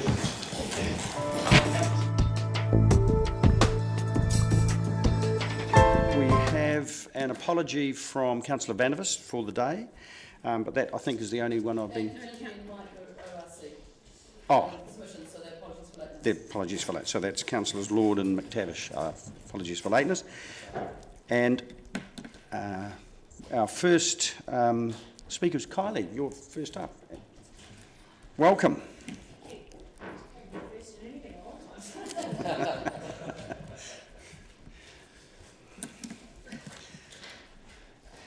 Now, Lynn's just explained to me that you've got 2 submissions, and one of them, the staff didn't realise that they were to be put together. They're doing that now, and in a few minutes they will be able to be brought up on our devices. So you've got 1 submission for Cadbury World and 1 submission for Dunedin Host. Okay, so you can go in the order you wish. Okay. We'll start with Cadbury World because it's on the list and you should have that information in the first place. Anyway, kia ora tātou. Just say that while I'm sitting here. I'll just read what we've written about for Cadbury World, and I must admit it was a very last-minute kind of submission because I was always going to submit one for Dunedin Host, but for Cadbury World I wasn't really sure what we kind of wanted to talk about at this particular junction, because we're still, as a business, still coming out of cruise ship. Has been a very busy year. But basically what was happening is we were starting to get phone calls from other tourism entities who were talking to us about some concerns that they had, that we then went and researched and realised we had the same concerns. But we just didn't realise, because of how inundated Cadbury World does get over Christmas. We just didn't see that loss as much as it probably would have shown up had it not been during our peak season. And so what we've noticed is over the last 12 months there's been a significant decrease in the amount of business that's coming to Cadbury World from the eyesight. And it's a trend that's being, as I said, mirrored by some of the other key businesses in Dunedin. And it kind of highlights a concern for us, because the eyesight's a really important distribution channel tool. I know a lot of the smaller businesses, they rely on the eyesight quite heavily for what they get with the businesses that come through the door. Cadbury World has the funding. We do a lot of international marketing and external marketing to Dunedin anyway, so we possibly might not be down as much as some of those other businesses, but a double-digit downturn in a key or a cog in the distribution channel chain does signal that there's something that might go wrong very, very shortly. Historically, when you start to see downturns in traditional distribution channels for tourism, it does signal that if you don't stop that downturn, businesses will go under in a very short period of time, within that 10-year time frame. So as soon as I started to hear that, and as soon as those businesses came to me, I kind of wanted to just raise that as a concern from Cadbury World, because we do rely on the eyesight. Eyesight puts a lot of business through Cadbury World over the cruise ship period, but we're also starting to see more FITs come through, which is great. So I guess it's kind of a double-edged submission from Cadbury World. It is about raising a concern that we have. It is about saying a double-digit downturn in a distribution channel is concerning, but it's also highlighting what's happening in the broader industry for some of our smaller partners that are out there. And they're partners that we sub and partners that we conjoint market and combine activities with on a very regular basis. So that was the crux of the Cadbury World one. I guess it's about saying if we're truly wanting to drive jobs and drive income and drive investment into the city, then a tool like the iSite's a really important tool to get right. And I did read in the paper that we're moving the iSite, which is great. I have opinions about the location, but when you look at what the iSite should be doing, maybe rather than just concentrating on the aesthetic, look at what the business model is for that iSite and change it so that it's starting to work and starting to actually do what an iSite can and should do for the tourism industry and the visitor sector within the city. So that was the submission from Cadbury. Okay. Well, Kylie, we might as well go straight to questions on that because that's perplexing and worrying. Yep. So do you have any idea of what has changed? I mean, why do you think you're getting fewer referrals? There's two hypotheses that have been presented to me that from other entities, but also ones that we've come up with ourselves. It is a concern that is the iSite directing people to our other businesses outside of the likes of Toitu, the Dunedin Jones Gardens. It was the concern I raised last year. I don't know whether that's an outcome. I wouldn't want to hazard a guess as to why that they might actually be doing that. I don't know, but that was one of the concerns that was raised. The way that tourism works, it is around internet, it's around packaging, it's about creating a reason for people to come here and stay here. And I think the iSite is the perfect tool to be able to develop those itineraries and sell them. You look at their website, there's no itineraries up there, there's no links to operators, there's no driven aspect to create a buzz or a feel for itineraries. In some fairness, there are itineraries up that say suggestions, but there's nothing that's really impelling or compelling somebody to purchase Dunedin as a destination or to come here. So I would say, aesthetically, yep, okay, fix the iSite. Potentially the business model's not working. I guess, just following on from that, though, I mean, it may be that the business model needs changing, and I think that's could be a very productive conversation, but given that you have noticed a downturn, presumably there were more referrals before, so I go back to my question, have you identified anything that's changed, actually? From our end, no. Okay. Right. We still offer, we do from Cadbury World's perspective, we block out a certain number of tours on busy days so that iSites can actually book those tours. And we put that into place because they couldn't get through to us on the phone because we didn't have time to answer it. So we blocked out those tours specifically for the visitor centre, but they're not filling them this year. I don't know why. Right, okay. Councillor Wilson.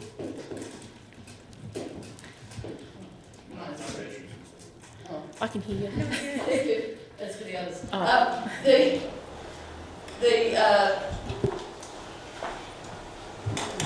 Questions go on. Can Richard and I will come back to that.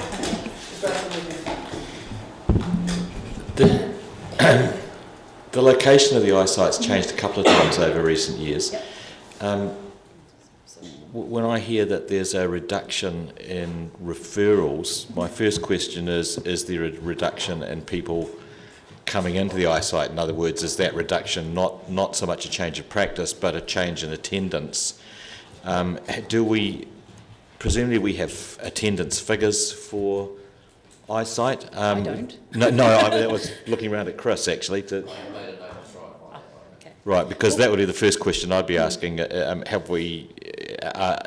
Are less people going in there and therefore there are less referrals on? Well, it's a good point. There was some piece of research that was done a few years ago by Tourism New Zealand and iSite New Zealand around what is the best location for an iSite. A civic building, a building of instant recognition and great parking. We've ticked one of those boxes with both of those locations that we've talked about, but it's not great parking for camper vans or cruise ship, or even the buses who come and pick up our cruise ship passengers, which hopefully we'll address with the new space. But there is research that tells us where a good location is. Mm-hmm. I just don't think we've hit the mark on the last couple of locations that we've tried. But I mean, I don't know, there might be other reasons. I wasn't part of or privy to this conversation, so there might be a downturn in visitors. I just don't know. All right, okay, thank you. So we have heard that I think we've heard that the website is being updated. This works now. I apologise for that. The question I have is, you don't know about that as a fairly key operator? And, okay. I know, sorry, just for clarity, I know that the Tourism Dunedin website is being looked at, as my understanding, but I didn't know that the eyesight portion of the council's part of the website was actually fell under that banner. I may be wrong. I think the whole idea of Enterprise Dunedin is to combine those. So, yeah, Yep. thank you, but I just wanted to know where you're at with that. Yep. Thank you. But no one's come in and talked to us about itineraries for the eyesight or anything. I don't know. It's a fairly key part of the launch, I imagine. Kylie, the eyesight really operates on a business model of commissions, doesn't it? Yes, we pay a commission. Yeah, so what sort of commission do you pay them? We pay a 10% commission. I think that's standard for the eyesight here in Dunedin. I think that's a blanket percentage that they charge. It's standard around New Zealand that it tends to fall around that. If maybe some of the larger ones who are running at a profit might charge a little bit more, but it is commission based. We do put a portion of our marketing dollar towards that, and we build that commission within our pricing structure when we're looking at to work with the council or to work with the eyesight within our pricings. So it does work on commissions. Well, that's where they get their revenue anyway. So. Any other questions, councillors? Well, would you like to go on to Dunedin Host. Put on my other hat. So from Dunedin Host's perspective, and this is, I guess it kind of does a little bit resonate with some of the concerns we just raised from Cadbury World's side, because we are a member. But one of the key strategies within the strategic framework for Dunedin sets out key priorities, which is great. Got to have metrics about increasing jobs, increasing income and investment, and tourism is an enabler to do that for the city. There's a risk that if we don't do what we need to do, if we don't resource it properly, that we're not going to make the most of that. We're not going to be able to achieve some of the goals within the economic development strategy to do that. Looking at the long-term plan, a spend of, say, 2% of the operating expenditure to drive something as important as economic development, I don't know if that is going to be enough. I guess I think it's about saying, and I do understand there's a lot of people out there saying we don't have enough money to do what we want. I do understand that. But I guess when I look at those figures and I think, okay, you've got 2% that you're trying to spend towards economic development as a whole, not just on tourism, but as a whole, to drive business, to drive jobs, to encourage investment in the city. And then you know that the residents want that because the lowest rated aspects of the survey and the residents' opinion poll were around dissatisfaction around jobs and business attractiveness, working with businesses and business development. Is 2% going to really do what we need it to do for the city? I mean, from a tourism perspective, if you look at Tourism 25, taking that because that's what I know, they're looking for an increase from $24 billion to $41 billion in internal domestic and international tourism spend into this country in the next 10 years, the same time frame as our plan. What are we doing to get our fair share of that pie? Because if we're not actively marketing, if we're not out there creating a compelling marketing promise to attract those visitors, we're going to miss a portion of that. And I really don't like missing out on money. I really don't like missing out on an opportunity for people to come and see our city and show them what we've got. And I know that there are businesses out there, we're doing everything we can to market the city. We have to go New Zealand first, we have to talk about Dunedin second, and then we talk about our product.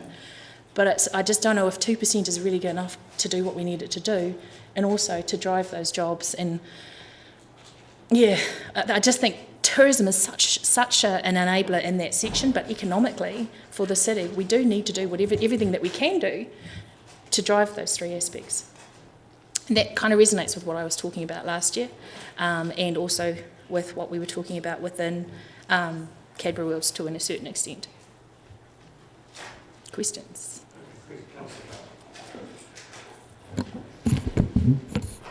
Do you see some of that money being spent, if it were, on capital rather than sort of advertising, for want of a better promotion sort of dollar? I mean, we quite often people come and say, we'll do this, invest money there, it will be good, it will bring in people, it will bring in tourists and things, which are capital items and sort of can be sort of a fuzzy connection. Do you see particular capital things we would do to do that? I would assume a lot of the capital spend when it comes to that will assist tourism or visitor sector or people who are travelling around the city obviously exist in some of the infrastructure capex spends that you've already budgeted for within your long-term plan. When it comes to investment in capital for businesses, we do that ourselves. We're continually investing in our business. We're continually investing in the buildings and capital that we have. So I wouldn't expect you to pay for that. What I would want to know is that we are actually out there developing a compelling marketing proposition to attract people to the city. I don't think we've done that. We've got a great, I love the Dunedin symbol. I've come to love the Dunedin symbol. But we need a story to sit behind it because we've got nothing out there that tells us what we are. There's no unique selling point. There's no USP attached to that we as operators can actually dovetail into. When you think of Christchurch, you know it's the gateway to the south. Rotorua is famously Rotorua when you think about the famous pink and white terraces. Auckland used to be the city of sails, now it's the show that never stops. So there's things that people can tie into and start to market with so that you're making the most of all those dollar spends. Are we? Okay. Never prepared on my marketing. But what is that telling us? What is the unique selling point of a great small city? Sorry. Was that not a question I should have asked? I'm sorry. Anyway. No, well, I think what I'm picking up on, and I think it's a very pertinent point, is that it's the stories that inform that vision. That's what you're talking about, isn't it? Absolutely. It's the stories that people will come here if they've got a good, compelling story to learn about, if they want to get the next chapter, if they want to find out how their story ended.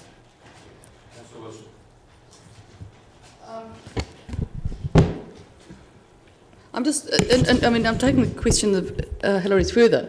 We've got opportunities to invest in the city in a number of ways. Now, we've got some people who say $1 million in lights for the cricket will increase our exposure no end to the overseas market because we'll be seen during the right times for other people to gamble.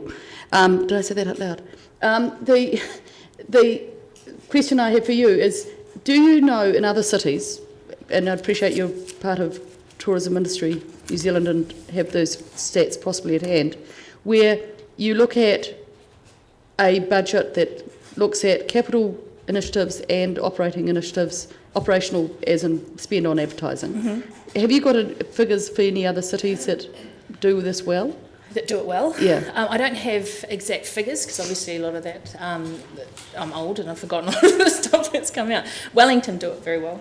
In terms of combining their capital spend, what they've done around the harbour area and what they're doing and the infrastructure that they're building there, tying that into how they're marketing the city as Positively Wellington, and the business aspect is also around that Positively Wellington aspect, or it was. I'm not sure if it still is, but they started that whole combination of I think what you're talking about quite well, and Rotorua also do it very well in terms of I guess spending money where they know people are going to be able to. Enjoy aspects of the city, learn more about those stories, and that ties in with a little bit more some of the making it easier from a tourism perspective to tell those stories. Is that the answer? Well, it is. It's interesting, and it's possibly a debate, but Wellington do it to make their place look more unique from other or distinct from other places. Yeah. Rotorua is distinct. In fact, they take a point of difference with, say, their mountain biking. Mm-hmm. And the question then is, are we better to do points of difference in investment and capital, or are we better to compete with our capital? I always think, in my personal opinion, and this is me as Kylie speaking, I would say it would be better to go unique because we have so many aspects of a unique and vibrant and different culture in Dunedin that we should be making the most of. And I always think, if you're going to simply go out and say we're the same as, or we've got very similarities to this, well, why would you come here when you could go there? I would say unique would be where I would go with the spend. Hi. A couple of questions. One on events. And Dunedin Post obviously is affected, well, the members are affected when there are events on. Do you think that we currently have a well enough organised event calendar for the city? I think it's getting better. I think we're starting to see there are some events that have happened in the past, like the Rugby World Cup, where we thought there was going to be a lot of injection into some of our businesses within Dunedin Host membership, but just didn't happen because we did, for whatever reason that particular visitor mix weren't interested in doing what we thought they might be interested in doing. I think the calendar, I think if we've got the venues, we possibly need a few more middle-sized venues. I mean, from a Cadbury perspective, it's very difficult to find a medium-sized venue to run our events for Carnival in, for example. So I think we've got venue constraints, we've got accommodation constraints. But I think the event calendar is starting to show some real positive swings for us. With the Cricket World Cup was great for a lot of our members. The Cricket World Cup was great. The Soccer World Cup, we're looking forward to that coming up at the beginning of June. Every time there's a large concert in town, it's kind of hit and miss depending on what type of person is coming to that concert about what is happening, but I think it's getting better. I think part of the question for me is around whether, because I notice at times we have clashes with multiple events and sometimes large events falling in the same week. Yep. And so it was around that my question was focused on whether there is Dunedin Host believes that we could do better in trying to engage and get a calendar that didn't overlap or tried to not overlap major events. I think that would be helpful because then it will spread the load and it means that we're not running at capacity on 2 days with the ability to run at capacity for 3 days.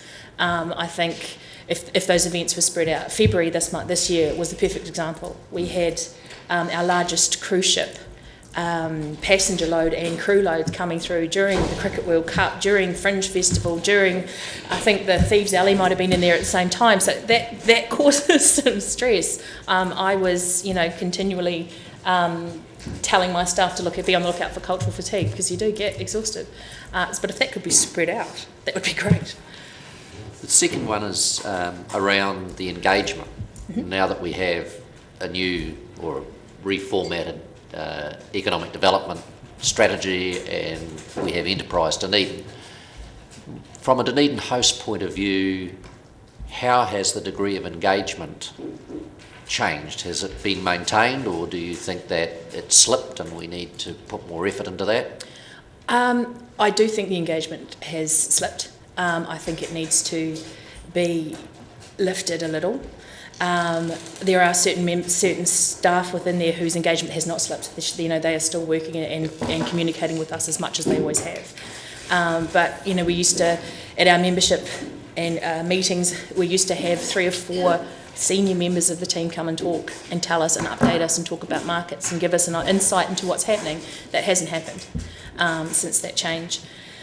There's I think sometimes when you're looking about trying to develop businesses, if you're not coming out and talking to those businesses, how can you hope to know what their issues are if you haven't taken the time to do that?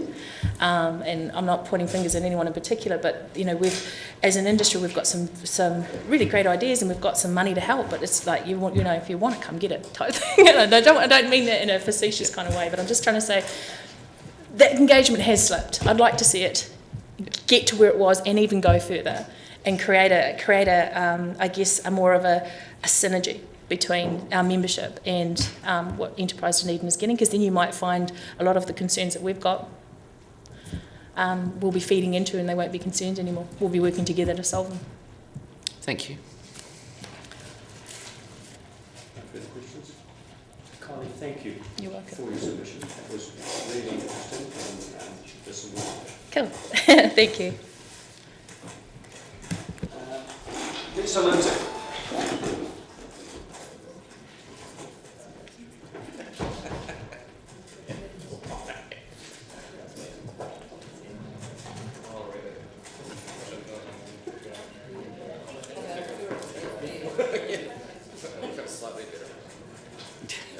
Welcome, Lisa. Welcome, Linda. So the next 10 minutes are yours. And you'll need to press the button on that and just bring it a little closer to you. That's it. Morning all. So we've come along this morning in support of the Dunedin South Complex. However, I'm Lisa and I'm the coordinator of the Corstorphine Community Hub, which is a fabulous base for the people in the Corstorphine community. It was started up when the school closed down. And we've been operating for about 2 years. I'm a little bit nervous, as you can see. I've lost my track. So the hub's fabulous. It's located in Corstorphine. We have a large amount of Māori and Pacific whānau that attend, that come to access community activities. There's a licensed play group that we operate. There's a Kai Garden Development Day. And there's many things that are offered for the whānau up in that community. So the Dunedin South Complex would be wonderful for the whānau in Corstorphine to engage and go down to. However, we have a problem with transport. Many of our whānau have no transport, and if they were to catch the bus, often they don't have the money to be able to pay. It's not a priority for them. Often they've gone without fresh produce and vegetables. We have 2 stores in Corstorphine that don't sell fresh produce or vegetables. So those necessities that we take for granted, they're living without on a day-to-day basis. So the hub's been a fabulous thing because the whānau have been able to come and engage and get produce out of their garden that they've. Doug Hall's been fantastic. He donated some topsoil so we could put in some gardens, and I can't thank him enough. So we have about 8 garden plots, and we're about to develop more for the whānau. The whānau want to train, they want to do education. They're in a bracket between 20 to 30, lots of them that do attend the playgroup and the Kai Garden Development Day. They're unemployed. They have huge motivation. However, one of the members said to me the other day, Lisa, could you ring the Dunedin Training Centre for me? And I said, yeah, sure. What am I ringing them for? He said, oh, I'd like to do a course. Now, this guy lost his mum 2 years ago. He's probably 23, but he may have he's got a disability, so his mental ability might be 13. And I said, sure, James, I'll give them a ring. And they said, oh, he needs to be working on a WINS benefit and looking for work and blah, blah, blah, blah, blah. And his brother's in the background going, he's on a disability allowance, Lisa. So I put the phone onto him, and then he goes, oh, no worries, okay, thank you, and hangs up. You know, he's wanted and made the effort to get on a training scheme or do something for himself, but he's just been knocked again. So something like the Dunedin South he couldn't go because he's just doesn't fit the loop, you know. So something like the Dunedin South Complex would be fabulous because the whānau, he would be able to go and feel important and be part of some activities that's going to make him feel valued and just give him some more life skills that maybe he's missing. However, he wouldn't be able to get there. So he doesn't drive. He's often seen wandering the streets. This is just one example. He's often seen wandering the streets. If there was access for the whānau to have some type of, maybe there's a van or something that could go and collect some of the people from the Corstorphine community, that would be fabulous because it's 3.5 k's for them to get down to go to a facility like that. I don't know. Pensioners get a gold card. Can community services get a gold card to get on the bus free?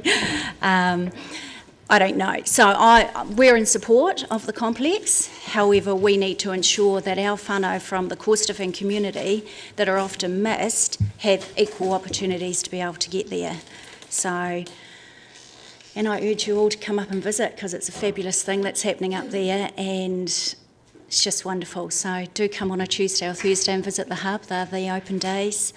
Lindley was going to talk to you a little bit. Oh, I was going to say that maybe we could have an outreach centre from the complex, so maybe some courses or some study could be done up at the hub. We've got a fabulous venue, the old Corstorphine School Hall. Just wonderful. And we've got the community gardens. Maybe they could have a gardening group that comes up and works in amongst, and just, yeah, we'd love to have a bit of an outreach centre from the complex because we have maybe about 60 whānau members that use the facility a week. And if the hub wasn't there, they would just be at home. They say that we would just be at home doing nothing. We come to the hub because it's warm, it's welcoming, and I've seen huge motivation and growth within the whānau in the short time that it's been operating for 2 years. Very short on funds, council.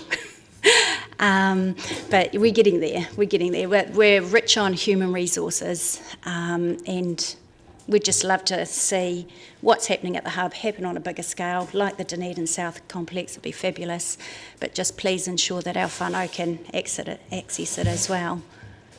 Yeah, Lindley. I've just come to support Lisa because she's doing... Sorry. I've just come to support Lisa because she's doing such a fabulous job. But I'm also aware that the whānau's not here, and I know that I sometimes get feedback. It's not unusual to think that people, poor people who live in Corstorphine, are stupid or unmotivated. And you may know that my involvement began one day when I hopped off the Corstorphine bus and took my usual shortcut through the school grounds and found my way blocked by a great wall, and we're very grateful to the council for sorting that one. But one of the outcomes of getting to know the whānau was that one day I was helping them. I can type with 10 fingers, and they were making an online application that written out all the answers to the questions, which was really impressive, and I was typing it in, and they knew exactly what the problems were. They knew what had to change. They knew what they had to do to change it. And then we came to this question they hadn't filled in, which said, why are you passionate about making changes? So I said, okay, guys, why are you passionate? And their responses, I said, look, I've got to tape this. So I'll just read you a few quotes from Corstorphine Voices so you hear from the people themselves. This is why they are passionate about the hub and about making changes. We had really tough childhoods: poverty, violence, alcohol, lack of healthcare, lack of transport. We want better lives for our children and our children's children, and for all of whānau in this community. Nobody's going to do it for us. We have to do it for ourselves, together, as one. I've been out of trouble for 10 years now. Employers still look at me and go, oh no, you've got a criminal history. I've only got a criminal history because I had no services to turn to, no agency within my own community, no one to reach out to talk to and say, hey, look, I'm struggling. You need someone you can trust. You go to some of those ones in town and it's like, oh yeah, you come from that place. That's what stops us. We don't like putting up our hands and going, we need help. It's a pride thing, pride and trust. That's why we're so passionate about getting services here. Our families need a place to come. We've come together now as one big community. We need the services in place to continue to grow. Thank you. You happy to take questions? Okay, questions, councillors? Well, Councillor Thompson. Lisa, how are you funded in that role at the moment? So the Dunedin kindergarten, I was teaching at the kindergarten next door in Corstorphine, and I could see there was a gap, the whānau had nowhere to go, so I said, we've got that hall there, let's turn that into a hub. So that's how it came about. So the Dunedin Kindergarten Association funded it for the first year, but then they realised it's not their core business, they don't have the money just to throw at it anymore, basically. And we've had grants. Paul's been fabulous, Paul Coffey, just small grants through the DCC. Mercy Outreach Clinic have funded me 2 administrative days a week to be able to, for 20 weeks, to be able to access some more funding and put together a strategic plan. The Salvation Army has just taken us under their umbrella to help us have an identity with applying for grants and funding and things. However, we're to source our own funding. They're not helping us in any financial way, it's an administrative way. So we don't have huge funds at all. I've just had a grant from the Ministry of Social Development for $25,000 for engaging a safe community. So apart from that, it's all done on the love of people out there in the community, and Doug's been fabulous. Absolutely fabulous. So just going and networking and getting people who can help, and human resource. So we don't have a lot of funds. So at the end of August, the 2 weeks Mercy funding runs out, and I may have to go back teaching, which means the doors of the hub will close and it will only be open on a Tuesday morning. Yeah. So that's huge for the whānau because... This might sound like criticism, and Yeah. believe me, it's not. Yeah. But if the hub is going to be reliant in the future on somebody such as yourself, then it's always going to be at risk. Yeah. What's happening, and is there anything happening in terms of empowering the whānau themselves to to take more responsibility? Because it seems to me that... and that's what we're seeing now. It's absolutely fabulous. The whānau are driving and leading the programs. I run the licence plate group, but they run the Kai Development Day on a Thursday. And the lady called Moana Tana, you might have seen her in the paper, she's been in quite a lot lately. She's driving that. So we've acquired a lot of volunteers within the community that are driving those things. However,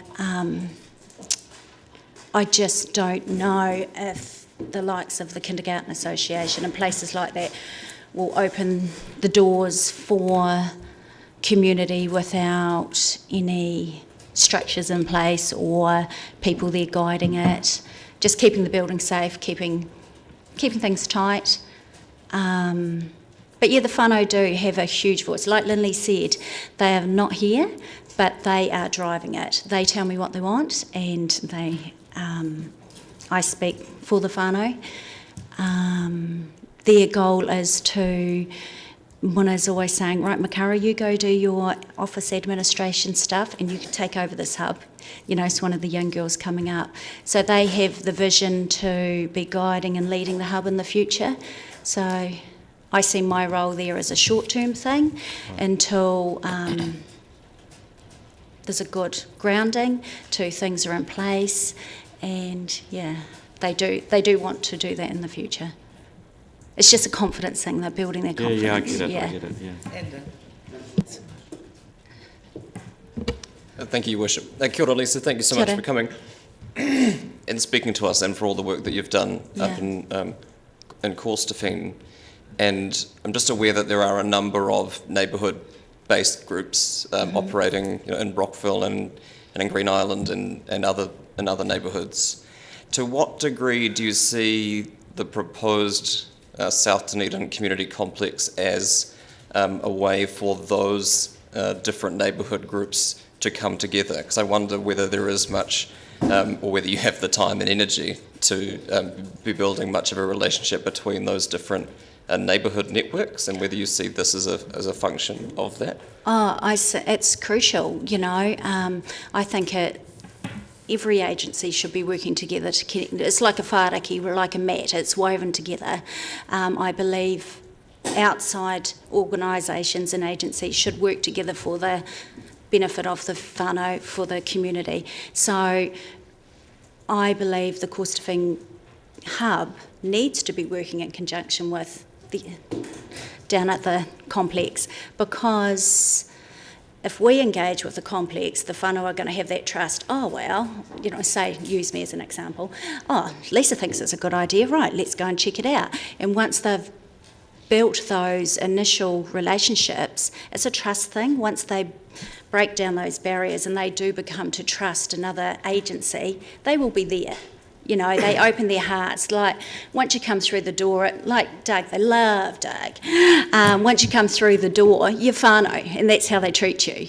That's their philosophy. Come through the door once, you're whānau, and we'll welcome our arms and things like that to you. So they would then do that and embrace. I know they would embrace the Dunedin South complex. That would just be their second home. But it's having access to get there. Yeah. Thank you very much for your submission, and we'll take that on board with regard to the connections. It's interesting to hear about the connections and what other elements there may be in the proposed hub in South Dunedin that we perhaps hadn't thought about? Yes. Thank you. Thank you for your time. John Moyle.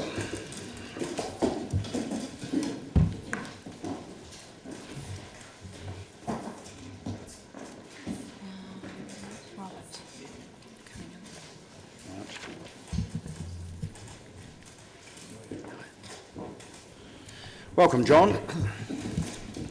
Hi there. Good morning. Thanks for your time today. My name's John Moyle, and I am born and bred Green Island businessman, third generation actually, and I'll be speaking on the submission for the Green Island Business Association about the beautification and enhancement of our main street. We're a passionate group of people, and we want success for today and in the future. Green Island has been rejuvenated, as you'll see in the handout just being passed around now. There's been a lot of private investment in new and existing businesses. And this doesn't even include the expansion of Harrowways, the redevelopment of the old tannery site, and the Sunnyvale rebuild, which will be underway this month. We need the DCC to get on board and to help us beautify the main street and looking at lots of aspects of that as well. Beautification in the same way of South Dunedin, speed mitigation, pedestrian crossings, parking, disabled access, children's play areas, public transport, and in particular, you'll see in the main photo there, the overhead cables, which are a really ungainly and ugly sight. Would love the undergrounding of all the cables and overhead lines. Green Island is a very busy service centre, and it's really the hub for the growing populations of Concord, Abbotsford, Green Island, Fairfield, Brighton, and down the coast. The Business Association and other groups that I'm involved in, we want to work with the council, and we're really saying today is to get, trying to get some of these processes into the infrastructure services and to get them underway over the next period to help maintain the identity of the main street with large businesses opening up this year and next year. We feel that we're going to become busier, and we want to get our everything underlined. The Business Association itself runs a very successful market day once a year. We've involved with a community, a lady who started, Linda Davidson, on the community groups. She's running that. We've got free Wi-Fi on the main street. So we're doing bits and pieces, but it's more about getting everyone speaking on the same page and understanding what's going on around with people moving, what's available for parking, the possibility of a new medical centre, which is something we all want. We just want to find out where to put it, where it would best suit. And I think with the two major buildings finishing, hopefully at the end of this year, that will bring more people to the Green Island area. So we're really just looking to get this infrastructure underway. We feel we've been neglected over a period of time, and that's due partly to because possibly some of the developments have taken longer to come to fruition than what we initially expected. But we want to work with the council and all the departments to get these things underway and to talk about how we can best make Green Island a viable hub and future-proof it for the growing populations surrounding areas. Thank you. Any questions? You're quite happy to take questions? Absolutely. Councillor Calvert. I see a list of, sort of a wish list. Yes. Are they in order of priority? No. That's just trying to cover all the aspects. And so there's lots of things going on, and different people are aware of different things. What we want to try and do really is to bring it together so something's not done which destroys something else. And we want to make sure parking's looked at, pedestrian crossings. Once there's currently a traffic assessment going on based around the new supermarket where it'll be, and the Z station, so that will help, I think, some of the roading layouts. But yeah, it's really lots of different things, but they need to be looked at one approach so all departments are aware of it, because we've had it before where someone wants to do something but it could affect something else.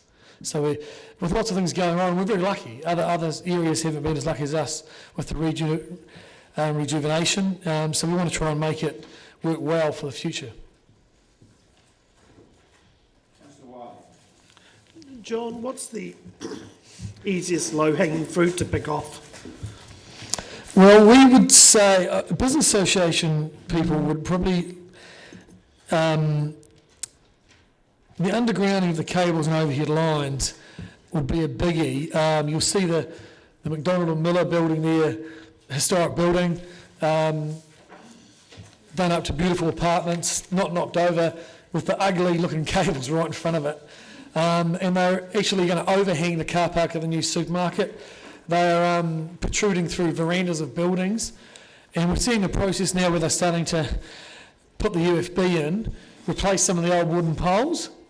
But we actually see that as pointless, to be honest, that the whole thing could be done as a process rather than this done this year, this done next year, and the digging up the main street continually. But speed mitigation would be from the entry to Green Island from Dunedin, coming over that rise at Harrowways. The speed's probably too high.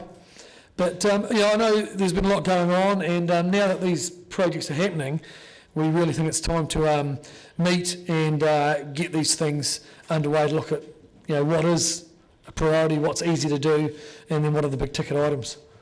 And a lot of it is infrastructure. Councillor McTavish. Cheers, John. Just a quick question on the speed. Is it currently 50 right Yes. through the township? Yes. Okay. But there are 3 pedestrian crossings in the space of, I think, maybe a kilometre. So realistically. So it's not necessarily, the speed problem really is just coming over the rise from Dunedin into there. Yeah. That's probably the issue. So the majority of cars that are going through there, what would you be? Would they be doing 50? No. Probably not. No, just over the rise. Yes. Yeah. Would they be doing 50 on the rise, or would they be? Yes. Doing, Yeah. Okay. And they come over and it's a wee bit blind as they enter, and then you come into a busy period of the dairy and the service station. So that's the issue. Yeah. Yeah. Thanks.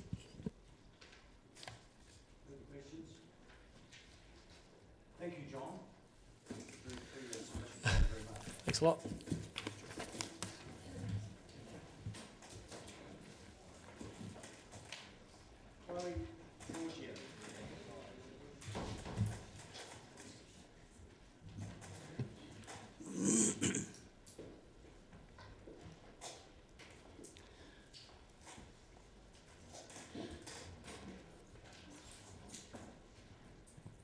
Welcome, Chloe. Kia ora koutou. Ready to... Yep. Cool.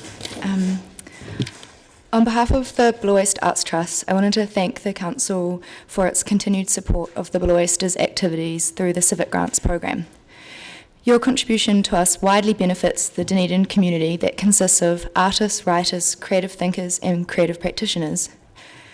The Blue Oyster is the only organisation in Otago that directly supports emerging contemporary artists with our program of monthly exhibitions, talks, performances, screenings, panel discussions and publications. Since our humble beginnings in 1999, we have maintained an active program of these activities. At one point we were having 3 simultaneous exhibitions per month, and today our program has grown into a diverse network of ways to participate in the arts that includes residencies, workshops and online publications. Thus, your return on investment is taken seriously, and we work tirelessly to keep Dunedin an important part of the global conversation around art, as well as one of the world's most creative small cities. This month we will be applying for a city service grant to keep supporting the city in achieving its strategic goals through arts, cultural and social initiatives that connect our community. The Blue Oyster shares these goals and seeks to encourage participation in cultural values with an educational purpose. Our volunteer network that we are always trying to grow includes 8 trustees who are dedicated to a public good outcome for arts and culture in Dunedin. In this way, we feel that our work contributes to the priorities of the Council's key strategies, but we need your support to carry out this work that is critical for the fabric of Dunedin's community. For many years, the Blue Oyster has been collaborating and fostering partnerships with other community organisations such as the Fringe Festival, Matariki Festival, ID Fashion Week, Otago Access Radio, Toitu, Dunedin School of Art, Nun Gallery, Art Centre, and other small gallery spaces that have come and gone over the years. New relationships have also been formed with broader community groups such as Ignite Consultants and the Vogel Street Party. These reciprocal relationships help to strengthen pathways between the arts community and the wider Dunedin community and create resilience as well as successful outcomes for more than just our organisation. We want to be part of the City of Literature, so we've begun this process by establishing an art writing residency which took place earlier this year with the support of Aquinas College. We are also working with the New Zealand Young Writers Festival to hold a book launch as part of their program to show our support and interest. If we were successful in gaining a city service grant, it would go towards the part-time administration role at the gallery. This role is crucial for supporting not only these activities at the Blue Oyster, but also the wider community, as it is a job in the arts in Dunedin. On this note, when we advertise the role, we receive roughly 40 applications each time, demonstrating that people want to work for our organisation and that arts jobs, even part-time ones, are in demand. Every administrator that has worked for us has relished the opportunity to be an important part of the Dunedin community and has emphasised the broad range of skills they learn and experiences they gain. For me, as director, I can't stress enough how much this role helps me to facilitate the Blue Oyster's vision and the Council's goals. I am passionate about my position in the community and I want to do everything in my power to grow the Blue Oyster's community presence and maintain our support of local arts and culture. To conclude, in our grant application, you'll find our audited accounts and annual report, which includes several graphs detailing our visitor numbers and audience engagement. You'll also find a letter of support from our other funders, Creative New Zealand, that stresses the importance of local council funding. Thank you for your time. If anyone has any questions. Thank you, Chloe. Questions, Councillor? Councillor McTavish. Thanks, Chloe. 2015-16, what is your... You're talking about being passionate about growing its presence, about you're talking about City of Literature. Do you have any particular focuses or highlights or things that we ought to be watching out for in the next over the next 12 months? Yeah, what I referred to earlier was our growing diverse program. So we've gone from our key KPIs, which are exhibitions and one associated event per exhibition, and there's 12 exhibitions per year. And now we've solidified this residency and 2 workshops per year. And we tried that out last year and it was great. We had a community workshop and a professional practices workshop, and both of them are all free to attend. You just have to apply so that we know who you are and what you're about. And then we work on a kind of a program over 2 days. So the community practices one brought artists from all ages, all kinds of practices together to talk about what community practice is, like how you can engage with your community and how you can become a better arts community. And that was, I think, like the highlight of my whole year last year. It was so rewarding. And the second one, professional practices, it was like a very pragmatic, let's take a look at your CV. We did a Dragon's Den artist statement where someone else had to read your artist statement so that you could see where the holes were and so on. And that was also really rewarding, and everyone that's participated have been locals, and other people have come from other cities to come to something like this, which I think is really great for Dunedin to show that we're really onto it in terms of these practical skills and experiences and engagements with the community and the arts sector. And the third initiative that I'm developing for 15-16, other ones are continuing through that are new, is online publications, and we're working to focus that on being emerging and local centric. So we've got a poet from Port Chalmers working with a local DSA graduate who's got a studio up in Dowling Street, and we're going to launch that one with the Young New Zealand Writers Festival. And then we've got Aroha Novak, who is working on a project in Caversham in South Dunedin, and hopefully with another one with an artist from Nunn Gallery. So these initiatives are working alongside our exhibitions, which, when I say we're growing, I mean we're bringing, we're getting bigger, we've got a bigger gallery, we've got bigger projects happening, but we're still able to maintain those small, energetic activities that keep people coming in and engaging with each other, and the exhibitions that are happening in the space, and improving their understanding of the arts and how they can contribute in many different ways, not just being an artist, they could be a writer and so on. And one more thing on that, the writing residency, I'm hoping to work alongside a studio residency, because we've got a backspace that we've just renovated thanks to a Lion Foundation grant, and that Castleberg Trust have been interested in talking more with us, but we haven't quite got to that point yet. We've just tailored off this recent writing residency with a published online text, which was the first of our online publications. Thank you. Thanks, Chloe. And it's great to see the Blue Oyster continuing to function as a nexus for our community, both our creative community and our community more broadly. And I applaud the outreach stuff that you and the Trust are doing. I just note in your written submission around Gigatown, there's been a huge emphasis on business and startups. How will Gigatown consider non-profits and community groups like us? I just wondered if there's anything that you want it to do for you.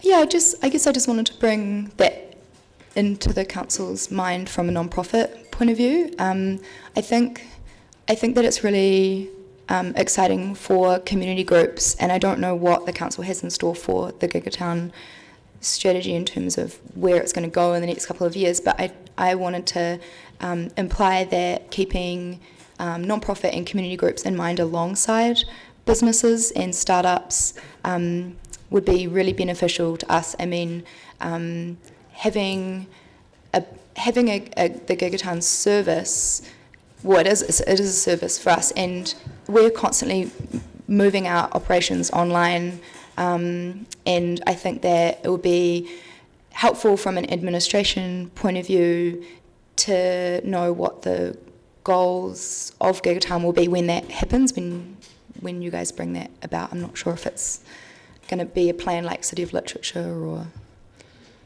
Do you see creative applications for that infrastructure in terms of, from a programming point of view, what the project space could do and what the Trust could do with that? Yeah, I mean, we're a venue, and we're also in for City of Literature as well, but we're also an organisation that likes to think it's quite technologically savvy or moving in towards that, in that direction, and that's something that places like Toitu, when I talk about our reciprocal relationship, we get tech help from them. We've just installed Apple TV in one of our installations to get the projector going. So there's like a lot of questions from me as a young director in the arts, how things like Gigatown can benefit what we do day to day that helps us immensely in achieving these goals long term. Thanks. Yeah. Thank you, Mayor Cole. Thanks, everybody. Dave McFarlane.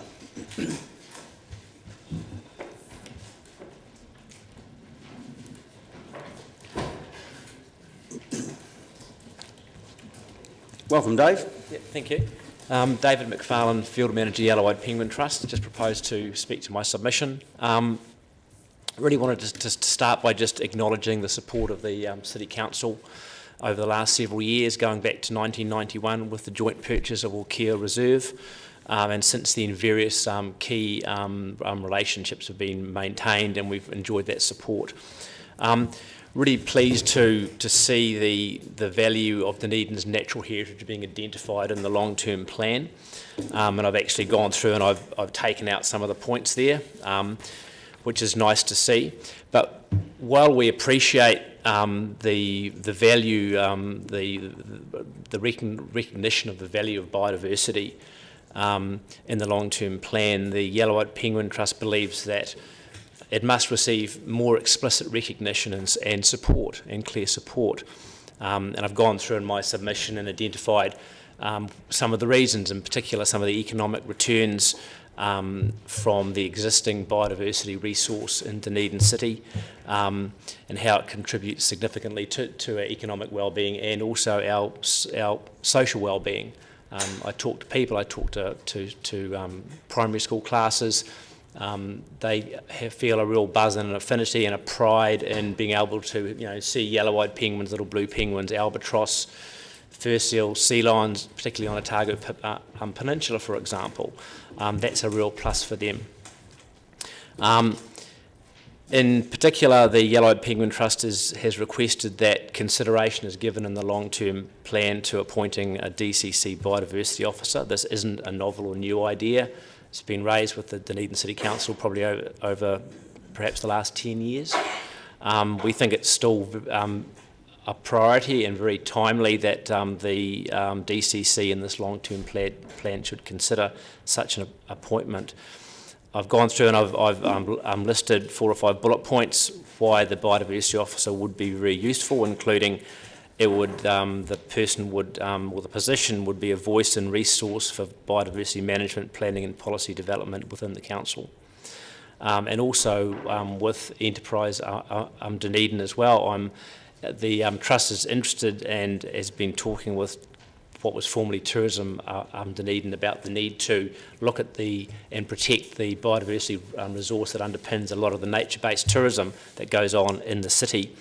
The position would also liaise with Dunedin NGOs and provide technical and in-kind support for biodiversity initiatives. I'm also aware there's a contestable fund as well, but that technical and in-kind support is also very important.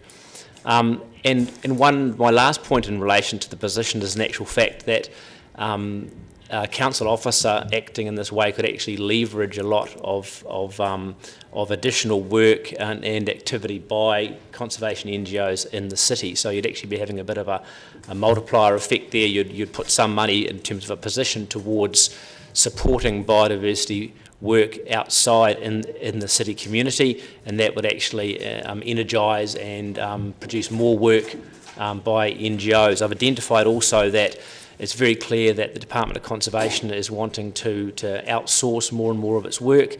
It's looking to work with community groups itself, and so I'd suggest that's a useful model for the City Council as well to be looking at.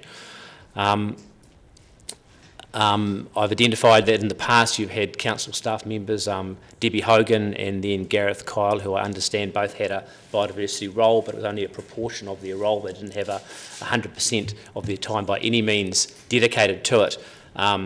So the Yellow Penguin Trust, in summary, believes that an appointment like that it merits a full-time role within the council, and it would produce a lot in terms of social wellbeing and economic return as well. And yeah, happy to take questions. Councillors? Councillor Noon.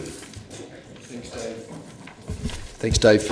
Councillor Peat, yourself and myself remember when the Otago Regional Council had such a person, a biodiversity officer, who used to do exactly what you're suggesting. I suppose the question in my mind, would you agree or not that the Regional Council should be taking the lead in this particular role? Clearly the City Council has done certain things over many years with regards to biodiversity, but would you not agree that it's the Regional Council's role to take a lead in terms of the biodiversity officer? We're making a similar submission to the Otago Regional Council, but I mean, I don't think that it lets the Dunedin City Council off the hook, if you can say that.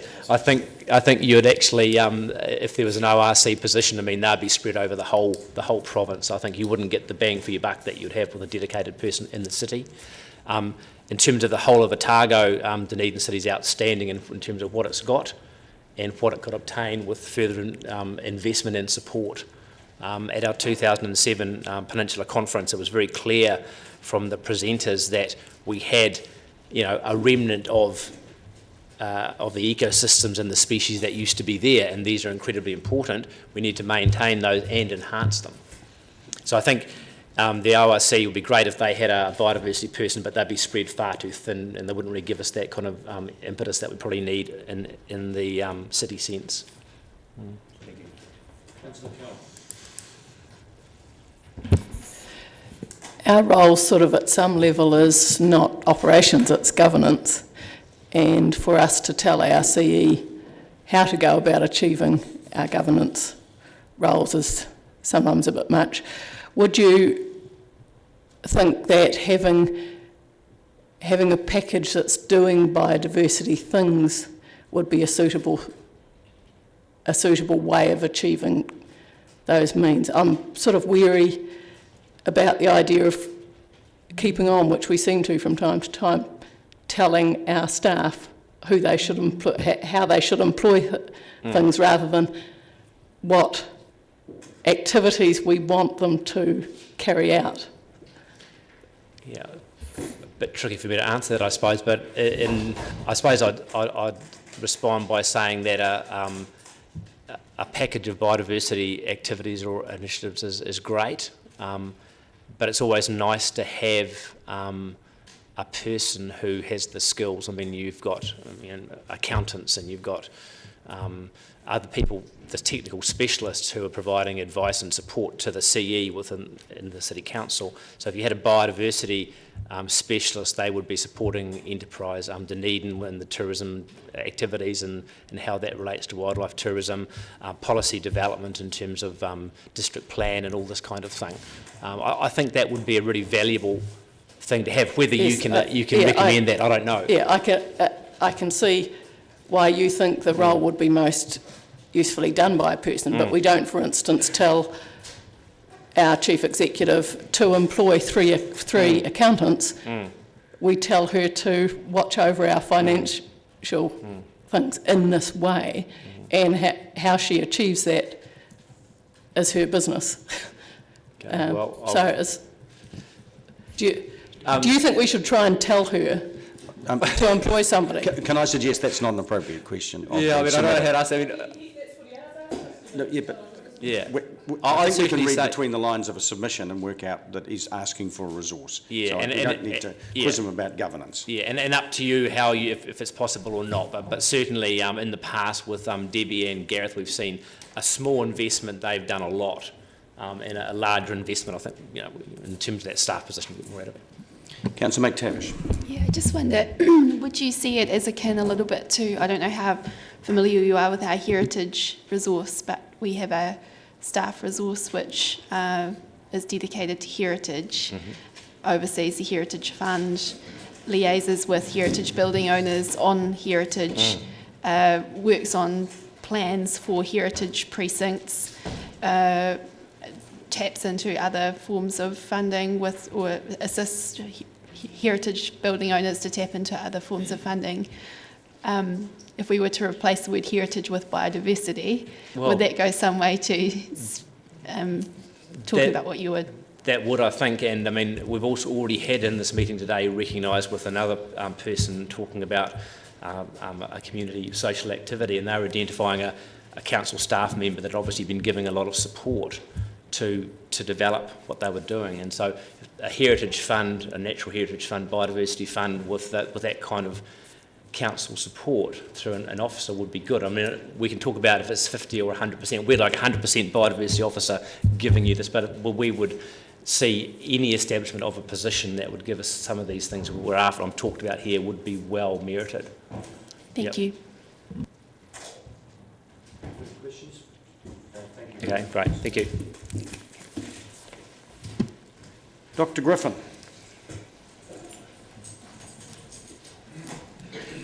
Welcome back, Ian. Thank you.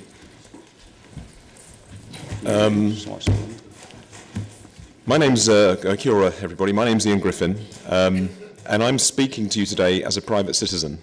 There's no tie.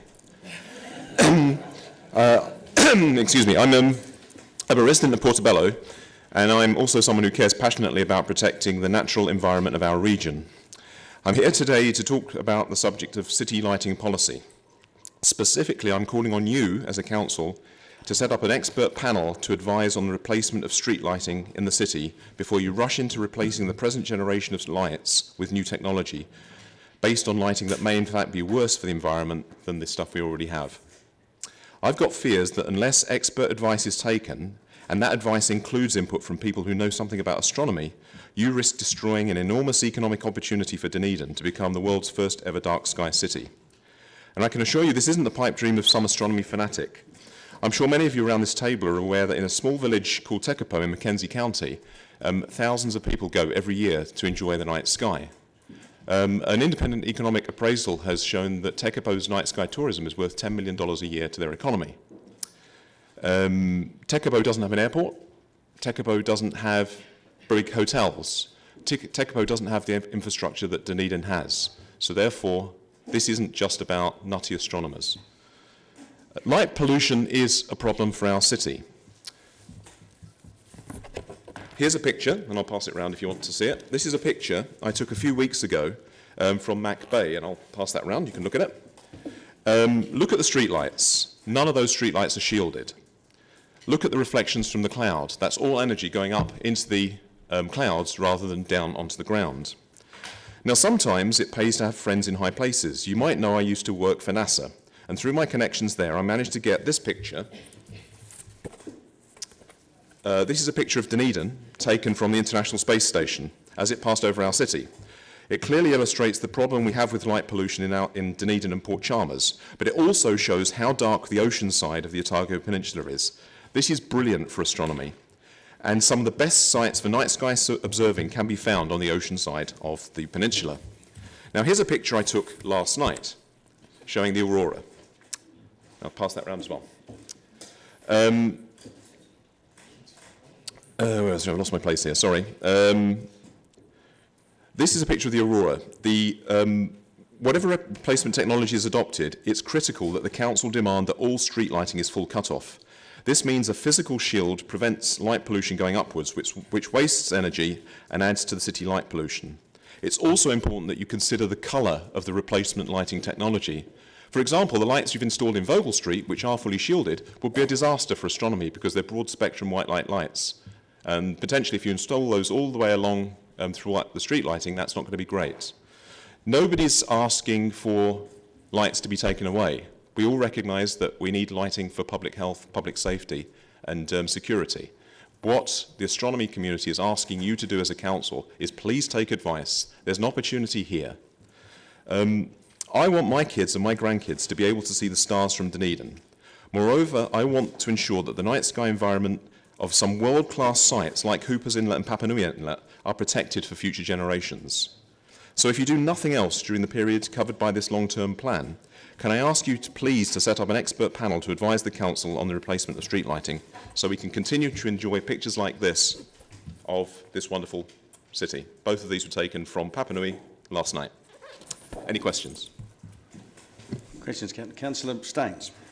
In terms of trying to get a street lighting that's compatible with the kind of security and safety of the city, but also the ability to protect the viewing of the night sky, is there a standard on what sort of lighting temperatures? There are a number of recommended standards. I mean, the one that's employed by the Mackenzie Night Sky Reserve is actually quite good and quite efficient and quite effective. And that's regarded as a world-class heritage night sky area, so we could certainly take advice from them. But I would like to think that Dunedin could do better than that and actually protect our sky even better. Again, this isn't actually about taking anybody's rights to have lights in their homes or anything like that. It's really just working with people to kind of come to a compromise situation that will be for the benefit of all of us. And I personally think the most important thing is full cut-off for the lights. That's the most critical thing that we can do. In terms of modern LED lighting, while it costs more, there is the potential to have lights which either shut off or dim down significantly when there's no activity. Would that be helpful Absolutely. in certain areas? So clearly there's a lot of activity in certain parts of the city and probably you want those lights running most of the time, but in areas like the peninsula, yes, absolutely, and you see indeed, it as advantageous. Absolutely, and I think you should also consider asking citizens what they want. I mean, and there was the, forgive me, is it Harwood? They chose not to install street lighting after a citizen referendum. Now, I live in Portobello, and on my street, which has got 3 houses, there's about 20 street lights. It's bonkers. Now, I recognise that there are laws and things in place, and these things have to be done. But I do think that you should talk to the people in the areas and ask them as well. But I also absolutely recognise, I've got 2 daughters, I want them to be safe at night, I want them to be protected and work in a safe environment. And this isn't about asking you for extra money, it's asking you to consider how you spend your money in a wise and sensible way that potentially opens up economic benefits for the city in the future. Thank you. Still haven't got used to this. Thank you, Worship. You will have friends at Aramoana because they have the same view with regards to streetlights. They don't want to ever see them or have a bar of them. My understanding with the cycleway walkway from the Yacht Club to St Leonard's, the council received an award from the local astronomy association indicating that the council actually got it right with regards to that particular lighting infrastructure. So there are examples that are good practice that the city has implemented? Absolutely. Okay. And I recognise that as well. And the officers are doing a good job, I think, in terms of consulting. Yeah, no, my point really was we have an example where we can actually use as a model. Yeah, okay. Thank you. Sorry, I guess I'm familiar with cities around the world that have done an LED replacement job and saved 70% of the energy. What I'm not aware of is cities that have done it from an astronomical, yes. Tucson is a really good example of that, yes. Where? Tucson in Arizona. Tucson, yes. Okay, all right, thank you.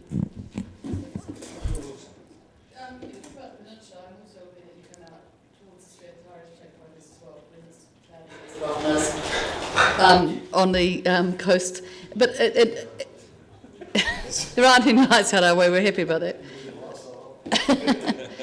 But the night spill that we see.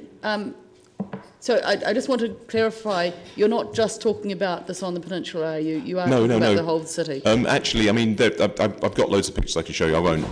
If you sit at Hooper's Inlet, actually, I was at Papanui last night, and we were taking long exposure pictures. There's a dome over Dunedin.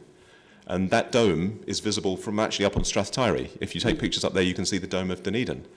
Now, that dome doesn't need to be there. You could actually, if you had full cut-off lighting, you'd probably reduce it, I would estimate, by at least 50%, perhaps even 70 or 80%. I haven't done the modelling.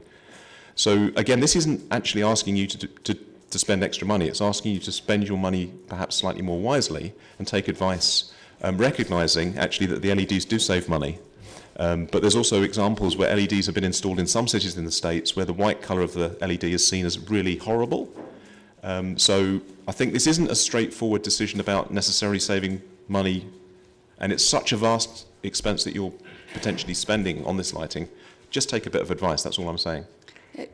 Have you had discussions with Peter Standring or any staff members about this yet? We've had a couple of discussions one-on-one, but I think, I wouldn't necessarily say I'm an expert in this, but I just think this is something that's really important for the city to kind of think about and take a leadership role in, actually.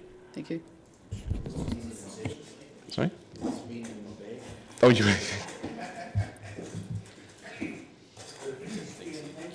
Thank you.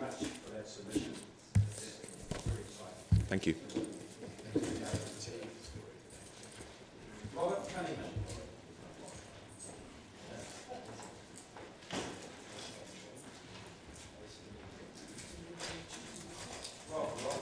Thank you.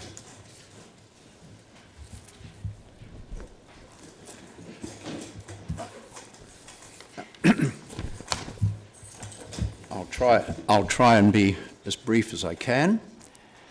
First of all, I wish to speak briefly on the following topics, and some of them are quite closely related. I speak as a pedestrian, a motorist, a cyclist, a user of public transport, as a member of the older cohort of the town's population, and of course a ratepayer. The latter group is the combined older population and ratepayers, is a group all too often ignored by planners and advocates for unrealistic expectations for so-called developments and progress. Yes, the future is for the young, and I'm deeply aware of this. One of our daughters in her mid-30s and her 10-year-old son live with us and have done so for over 9 years. However, you cannot ignore the reality that a substantial proportion of Dunedin's population is aged over 65, and many of these are neither as fit nor as agile as they once were. In many cases, their incomes are marginal for their needs.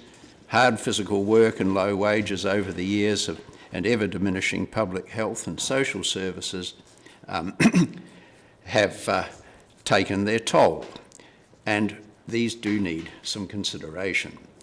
I want to say a few words now about cyclists, bike tracks, public transport, pedestrian areas, etc.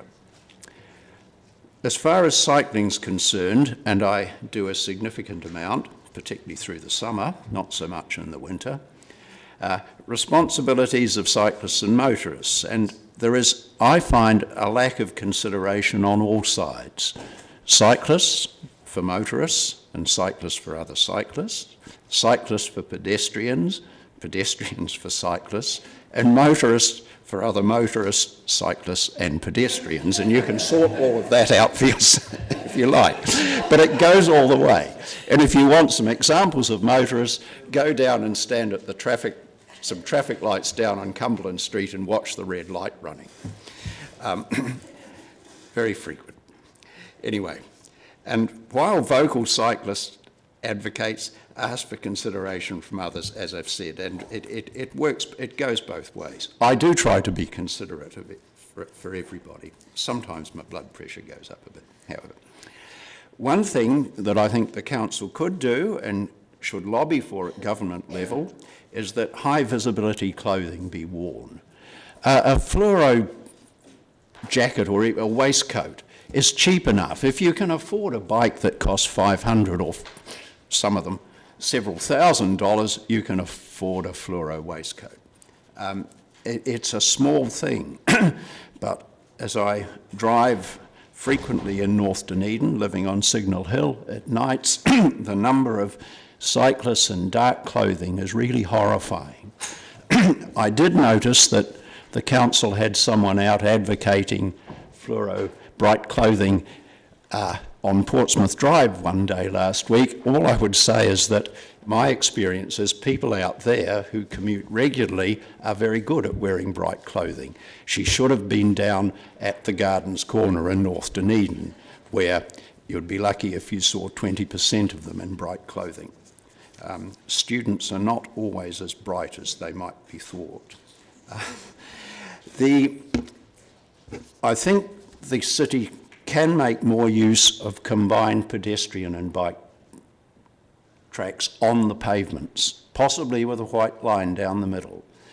For some years ago now, I lived in Norwich in England, where there was a lot of the footpaths were combined pedestrian cyclists with a white line down the middle. And the important thing and Norwich is a city of, at the time, it had a population of about not quite twice Dunedin's, but it's the centre for several million people and a very busy city. And that worked well, partly because the cyclists didn't regard a cycleway as a speedway, which is another problem I'm aware of. I also, earlier, rode a bike for over a year when I lived in Bologna in northern Italy, and I never once had any concerns with the traffic, which was very heavy. I know people think Italians drive like maniacs. They drive fast, but they drive with great skill. And it was perfectly safe in Bologna. I feel much safer in Bologna than I do, felt much safer there than I do in Dunedin. So I would think lobbying government for high visibility clothing is a very important thing. The other problem I'm aware of, where bikes have the right to be on a public roadway, is that the legislation for bikes actually predates the legislation for motor cars, and things just haven't caught up. So I'll skip over. However, for all of that, we do need to realise that there's a large proportion of the population who can't ride a bike any longer and don't wish to ride a bike, and particularly on a day like yesterday. And Dunedin does have days like yesterday more than once a year, and that needs some consideration. And I'll skip the rest of that. The one thing I do want to say is, again, a note about visual perception. As a professional scientist, I'm aware of some of these problems. The 3 fatalities with bikes in Dunedin have all involved trucks. And the problem there, in 2 of the cases where cars had opened doors and the cyclist then went under the truck, is if you're in a car and you're looking in your rear vision mirror waiting to get out, and there's a 50-ton truck coming and there's a small cyclist, what you see is the 50-ton truck. And I just compare that to trying to see a planet orbiting a star. Dr. Griffin may have a comment. Or has he gone? I do wonder about the Portsmouth Drive Andersons Bay road link. I ride along that perhaps twice a week, and I meet one or two other cyclists, and I've seen about 6 pedestrians in the last month. I can't see why we can't use the west side pavement, which is fairly wide, and take a strip out of the grass and be wider, and have that, and that would, I think, be adequate. In many ways, really what I'm asking for is that we spend as little money as possible. Public transport and buses, I've mentioned it before, I'm still staggered that a city isn't in charge of its buses, that it's the regional council, but I'll let you worry about that.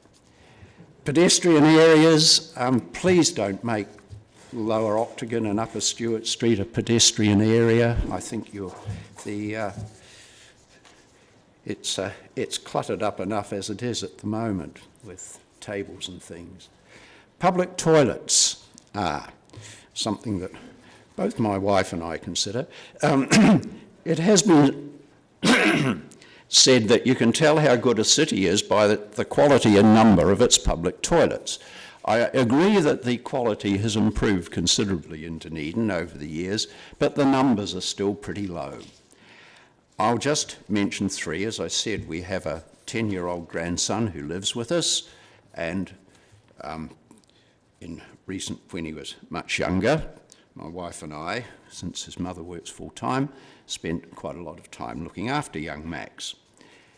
Some of the places where there are no public toilets where you take children, Chingford Park. The nearest public toilet is the Gardens. That's a hell of a long way to go with a 3-year-old child. What do they do? Go in the bushes. I know there's a toilet in the in the building there, but that building is only open on Saturdays or when either the Leith Athletic Club's there or there's cricket being played in the summer. Another one, there's a playground, the Alhambra ground, the nearest toilets are in the Upper Gardens. Again, it's half a kilometre to them. Try that with a 3-year-old. There's handy bushes.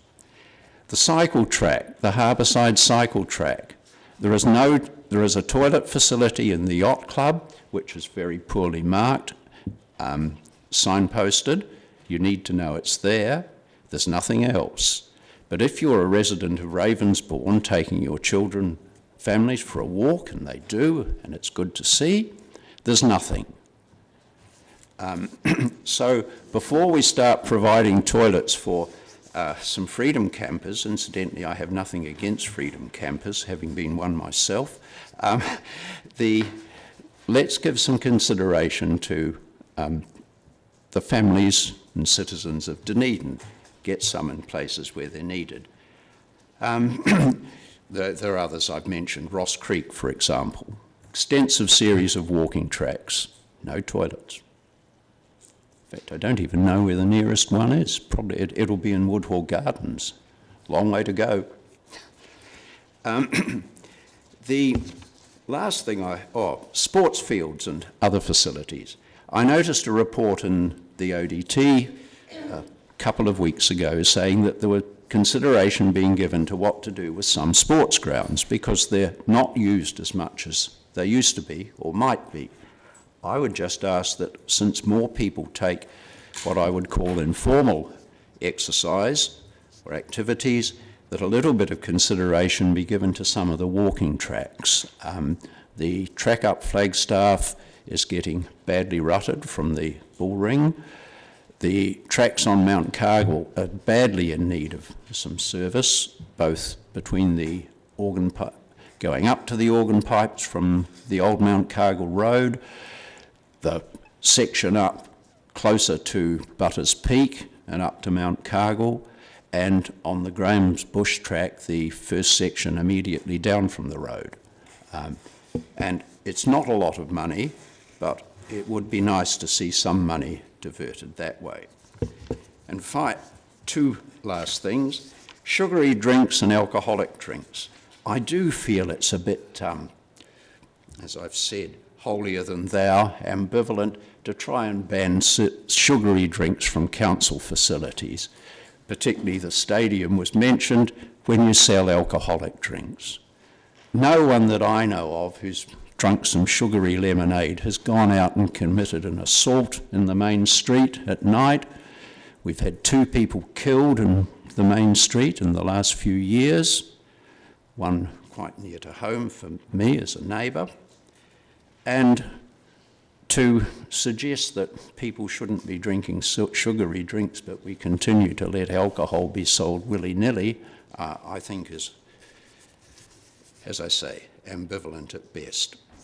Finally, if I can just add a little bit, 2 little bits that I didn't put down, that I think quite a lot of the things that has been done in Dunedin over the last few years, a lot of them are good. But in many cases, there have been unintended consequences. And I have good friends, and their daughter, some years ago, worked for the Greater London Council when Ken Livingstone was mayor.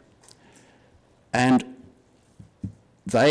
she was part of a team, I think it was 5 people or 6 people, and their job, they were the team of unintended consequences. When something was suggested, they were responsible for trying to sort out what else would happen, apart from what was wanted to happen, what would happen, what were them.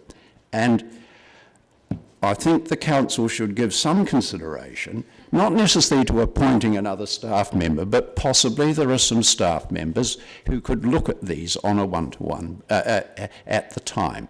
Have a really good think. And if I can add a bit to support... Can I pull you up there because we're well over time, so I open it up to questions? Right. I'll leave it there. I was going to say something about lighting, but it doesn't matter. Any questions, councillors? There are none? No. Thank you for your submission. Right. Very clear. Thank you. Josh Thomas.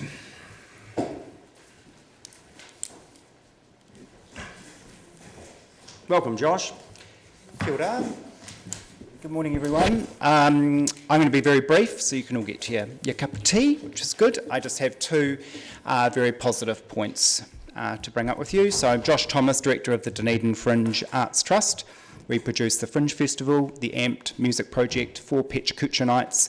We help with the Film Festival, and we're just about to hold New Zealand's first Young Writers Festival, and Joe's going to hand you some programs for that after I've spoken. These projects help fulfil the aims of the Trust, supporting artists, engaging with youth, and exposing Otago audiences to meaningful and enriching arts and cultural experiences. So 2 quick points. The first one is to contribute all of these great projects, we need a good space to do it in, and the council has very generously supported us being at 11 George Street to help fulfil our goals. This has been an absolute game changer for us. It has created the kind of visibility and engagement we could only dream of previously. It's helped us build audience, and in return, it's helping support artists with their endeavours. So thank you very much for your support. We also have some community initiatives down there. We have a community meeting space, a pop-up front desk for events, and we also have a display space for arts and cultural groups. We're there for this calendar year, but we're hoping, if not in that space, that in another space we'll be able to continue our work for the city and for the community. My second point is around the arts and culture strategy, which I understand the initial actions, resourcing and governance are being discussed as part of the long-term plan deliberations. The Dunedin Fringe Arts Trust support Aratoi, the arts and culture strategy for Dunedin, and thank you very much for adopting the strategy. We hope the strategy will help Dunedin build on the astounding opportunity we have right in front of us. That is to place arts and culture at the very core of Dunedin. Creativity is everywhere in our city, but the strategy can help us focus on realising its full potential. That potential includes to support the work and livelihood of artists and those working in the arts and culture sectors, to attract people to Dunedin and to make people stay. When I moved here from Auckland 4 years ago, I knew it was a beautiful place with great people, but it was actually things like the Fringe Festival and ID Fashion that I was hearing about in Auckland that really galvanised my decision to be based here. And I knew Dunedinites were proud of those things, so that meant a lot to me as well. Supporting the livelihood and employment pathways of artists, creating significant public art and events, whether they're in an alleyway for an hour or whether they're an internationally recognised science festival, these all contribute to huge economic opportunity, which I believe we're barely tapping into. The strategy can help us realise these opportunities. So I'm going to leave it there. I had a few more pages around the initial actions of the strategy, but unless you've got any questions, I really just wanted to endorse the strategy and thank you for our space at 11 George Street. Thank you, Josh. Councillor McTavish. Yeah, thanks Josh, and thanks for the work that you're doing to support the arts community out of that space, which I think extends far beyond the Fringe. The question that I have is, does the Fringe, we've got a range of potential actions as part of that strategy, or that's come out of that strategy. From the Fringe's perspective, do you guys have key actions which you feel are ones that ought to be prioritised in the event that we do not have sufficient funds to pour into the whole lot straight off? Not specifically. I think and I guess you've got a tricky job there, because I think they all, in very different ways, have a lot of value. The Arts Hub is to establish a central city arts hub for the creative community is really important to us. It's something we're sort of loosely operating already, semi by default, but also establish a franchise for the Urban Dream brokerage in Dunedin, I think is a win-win, because it will help get some of these empty shops looking interesting and adding vitality to the city streets. Creating an exciting and user-friendly Dunedin What's On is really important, and I was involved in the symposium that led to the strategy, and that was something that the creative sector really identified was needed. But they all have a lot of merit, so that's a couple of ones, I guess, that I think could be quite easy to implement. It's sort of probably the most direct. Would you have any particular things that you've learnt from the hub that you guys are currently operating, which you think should be taken into account when we are considering this action?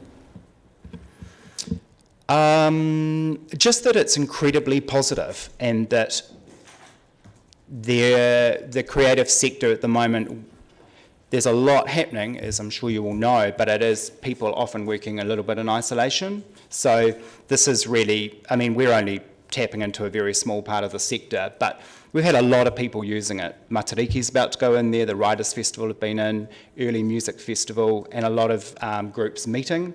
A lot of young Counterpoint Theatre Group have been meeting there.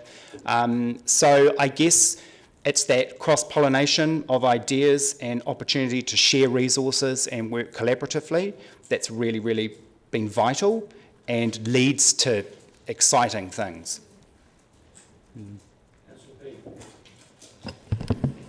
Morning, Joss. You seem to do a good job attracting performers from far and wide, out of town anyway. Do you have an idea of how many spectators come, how many people from out of town are attracted to the Fringe Festival here? Do you have any idea of that? No, we don't, unfortunately. We work on a pretty lean budget, so we don't have a lot of we don't allocate a lot of fund. We're not able to allocate a lot of funding to some of our data gathering. We do an audience survey, which does address that, but it doesn't get specific enough. We think at the moment, I think it's around 90% of our audience are local. That is partly due to the fact that we can't afford to promote ourselves in other centres. All of our very small marketing budget is spent locally, which is great, but I certainly have ambitions to, especially people who can drive here, so Queenstown and Christchurch, certainly have ambitions to draw more of them here. Good, thank you. Just a question on, because you've got an overarching 5 events, a question around the scheduling of events in the city. and I know that from time to time we see major events overlapping or hitting in the same week. Do you think there would be a benefit in the city engaging with your group, but others, to try and cement in place a major event schedule that does its best to avoid those clashes? Absolutely, and I mean we do talk to each other, but again that's where this centralised hub, I think that's one role that it can take, and I guess it kind of crosses over into the what's on as well. I mean, what's on is probably quite a lightweight way of putting it, because I think the desire was that there is just one central place for information, and that's not just for audiences, that's for event organisers as well. We do have high-level conversations amongst the main festivals. Well, we're just starting that process now, so that will hopefully improve some of that scheduling. It's a little bit difficult because we all want a slice of, a lot of us want a slice of the summer, so, or late summer, which can make things, that's where the crunch time, well for us anyway, that's where the crunch time can be created. But I think, yep, there is more work we can do there. And I think having this centralised hub and focus can really help with that. No more questions? Josh, thank you very much for your submission. Kia ora, thank you. And Mr Grimwood.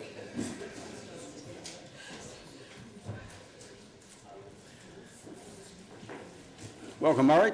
Yep, that's the one, and it's live, pre-livened for you. Cheers. I think this is the 7th year I've come with pretty much the same message, and I expect not to be listened to in pretty much the same manner. Nonetheless, I'll say it. Sorry? Well, you were here cool. last year. Fine. What I urge you to think about is that you're looking, with leadership and planning, you're looking at the future, not the past. And a couple of simple analogies are that you've all been born and you're all alive currently, but I can guarantee 100% that in 100 years' time you won't be. I also explain that if you hopped in a car and started accelerating, it would all be good until the brick wall loomed up ahead, and then you have to make a decision. And if you go, acceleration is good, it's been all right so far, I suggest it's a nonsensical decision. The brakes are obviously the one to hit. All civic leadership, all leadership generally, will have its skill sets born from the past. That's how they got there, they got to the top in a paradigm that was the past. But in addressing the future, they may well find they have to change some of their ideas and some of their skill sets. In particular, the stuff I study is what underwrites our society, globally and locally, and it's energy. There's nothing done without it, and if you want to think about it, try and work out something that is. We've tapped into a one-off mother lode of fossil fuel energy, which outguns anything we'll ever find again, and we're pretty much 50% of the way through it. It doesn't really matter, given that we're growing our attack at it, whether we're halfway or not, because doubling time means that the last half goes in the last doubling time. We also cherry-pick the best first of anything. It's human nature. This means that the last half is the worst half, and that's why we're looking at fracturing rock, digging deep off the Otago coast, looking under the Arctic and so on. In short, a growth-based financial system is not going to outsurvive the peak of energy supply. And it's not surprising that we're seeing negative interest rates, zero interest rates, negative interest rates, and quantitative easing, which is an attempt to plug the gap. Good leadership should be looking at this. You've got more resources to be able to study and see what's coming than I have. But on behalf of your ratepayers, I suggest you have to look at being resilient and at least preemptively proactive. I suggest you're going to have a problem with ratepayer income in the future and having to look at that. I suggest you're going to have a huge problem with infrastructure maintenance and triage problems. And that's aside from climate change, which I think is further down the tracks. I brought this in its substantive form to your energy policy, which I think, given that energy underwrites money and it's not the other way around, I think you should have looked at first. You decided to have an economic policy first, which I think politely is hogwash. I think I brought it to you in this form here so that I can log the fact that it was actually brought to you, because I haven't seen any evidence that the energy policy submission has made it to any of your tables. Correct me if I'm wrong. And it's been a long time. Now it's in front of you formally, so you to consider it. Thank you. Thank you, Murray. Are you happy to take questions, if there are any? Anyone have a question? Councillor Peake. I'll have a crack at Step into the breach. I just want, you mentioned sustainability and unsustainability, and resilience is a term that's sort of come to light in recent times, Murray. I'm just wondering if you had to pick between the two, which one would you pick? I think even if we got New Zealand sorted to be 100% sustainable in that we could maintain what we were doing for several hundred years, I think globally we're so far grotesquely overshot that wouldn't help matters. So I think you have to plan for a global crash and/or chaos and/or wars over resources. That's what happens when a population's overshoot and the resource base is underfunded. How you do that, I don't know. But I do think in terms of what you're responsible for, which is ratepayers and infrastructure, you have to look at being able to maintain it, A, on a shoestring, and B, in a triage manner. And I think there's some hint of this in your Three Waters and your policies. Some people somewhere in this infrastructure must know what's going on, but I think you have to have a good look at it. So, I mean, in terms of climate change, we know that's happening and sea level rise is happening. So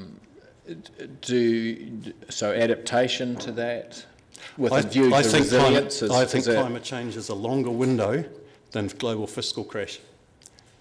You can't underwrite proper finance without things actually being done to goods and services and being traded, and that's the one that's going to limit. And globally, we're debt overshot so far it can't be underwritten. My pick is that goes first. Climate change is a longer, more intermittent one, but being resilient to it's the same thing. Being resilient in terms of being able to maintain your pipework in absence of money and absence of oil-based plastics is exactly the same as being resilient to climate change. It's the same deal. Thank you. Thank you, Murray, for your concern. Thank you very much. Statute of limitations are starting to apply. Ms. Butler.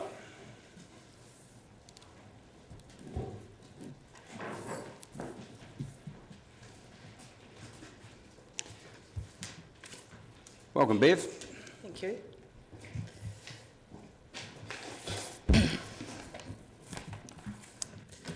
Right, I've just got a very brief submission, and my written submission was just 2 sentences, and I've only got a little bit more to say. And I'll just read out, it's just half a page. In May 2012, the PricewaterhouseCoopers report was released. This report was commissioned as the final stadium cost was in dispute. In the 2012 PwC report, it stated that only $700,000 of the private funding for construction had been received, and that much of the remainder of the private funding, for example, advanced seat sales, was for revenue, not construction. One of the conditions for the go-ahead of the stadium was that 60% of the $55 million of private funding for construction had to be secured.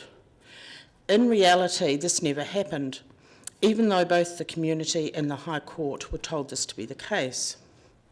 Given that the community and courts were seriously misled in so many instances, I continued to investigate the spending by the Carisbrook Stadium Trust. Over $70 million passed through the Carisbrook Stadium Trust, and there are numerous what I would call red flags that need further investigation. That is why I am calling on a full forensic audit of the stadium investigation and construction spending by the Carisbrook Stadium Trust. I first requested this forensic audit in May 2012 when the PwC report was first released, and then again in subsequent years. Last year, my submission was intended to raise attention to the red flags. However, the only apparent action the council took in response to my concerns was, at the request of Councillor Benson Pope, to run my submission past the council lawyers. And I can only presume this was to see if I'd made any slip-ups, even though I informed the council I had already run my submission past my own lawyer. No slip-ups were found, and no apparent further action was taken to address the concerns expressed in my submission. So I am asking the council again to instigate a full forensic audit of the Carisbrook Stadium Trust stadium spending.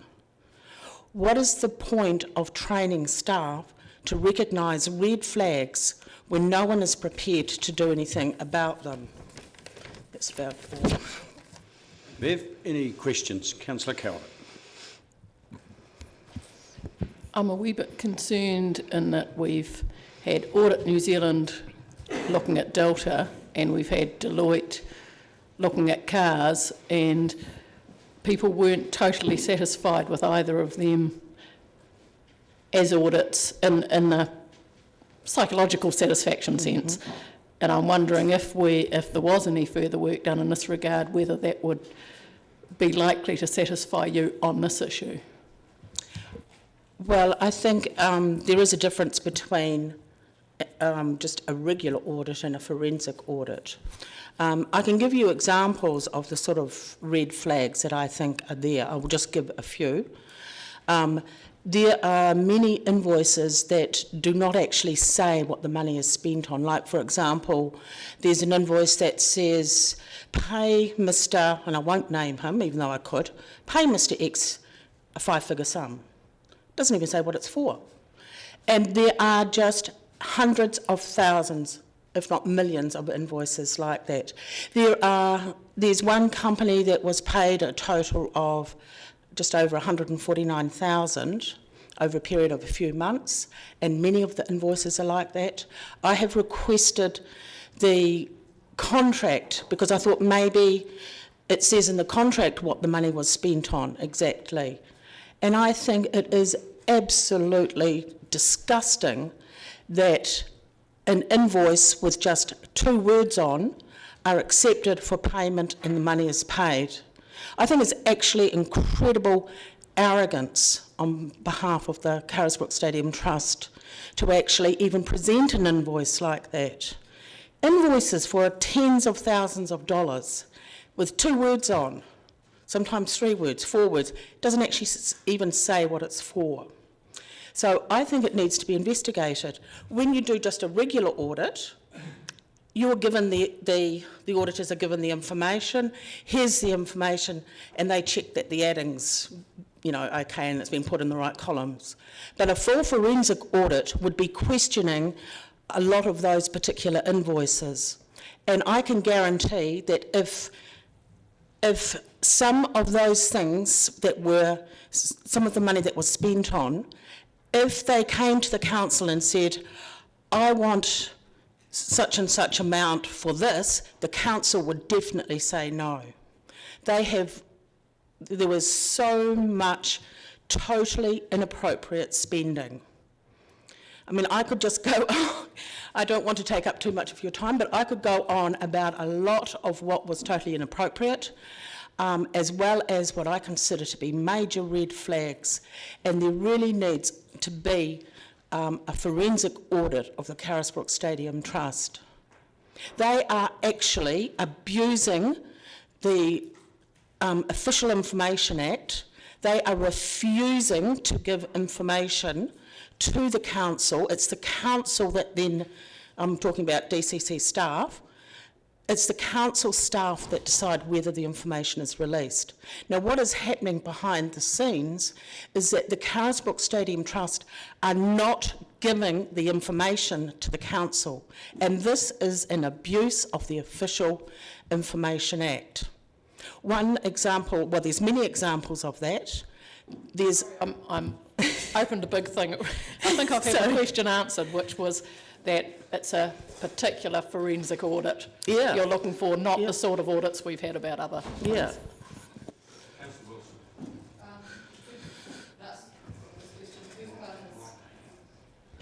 The first part is the issues.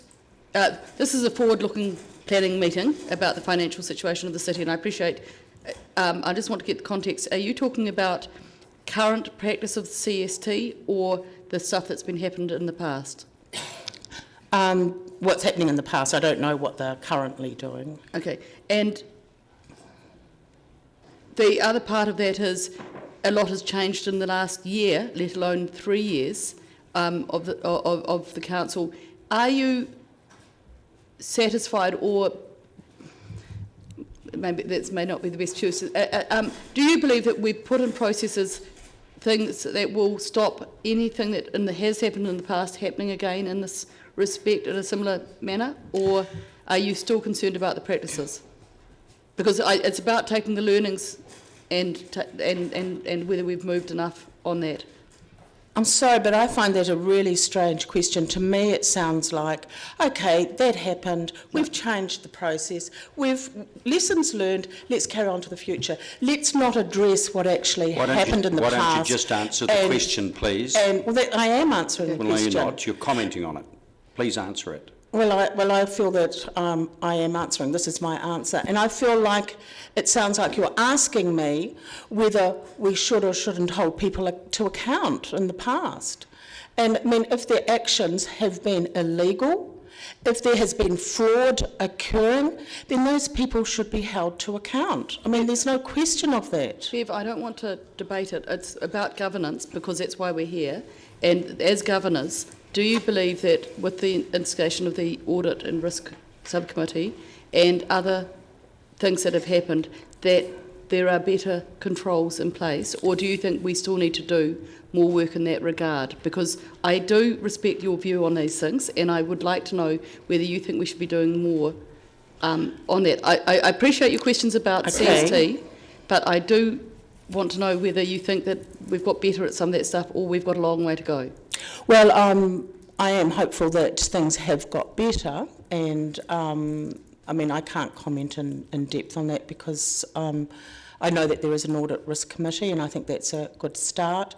I think it's a good start that staff are having training to recognise red flags, but I suppose I do go back to the point that if you find red flags, you need to act. Thank you. And you need to hold people to account. Thank you, Bev, for your submission. Right, thank you. Karina Patterson.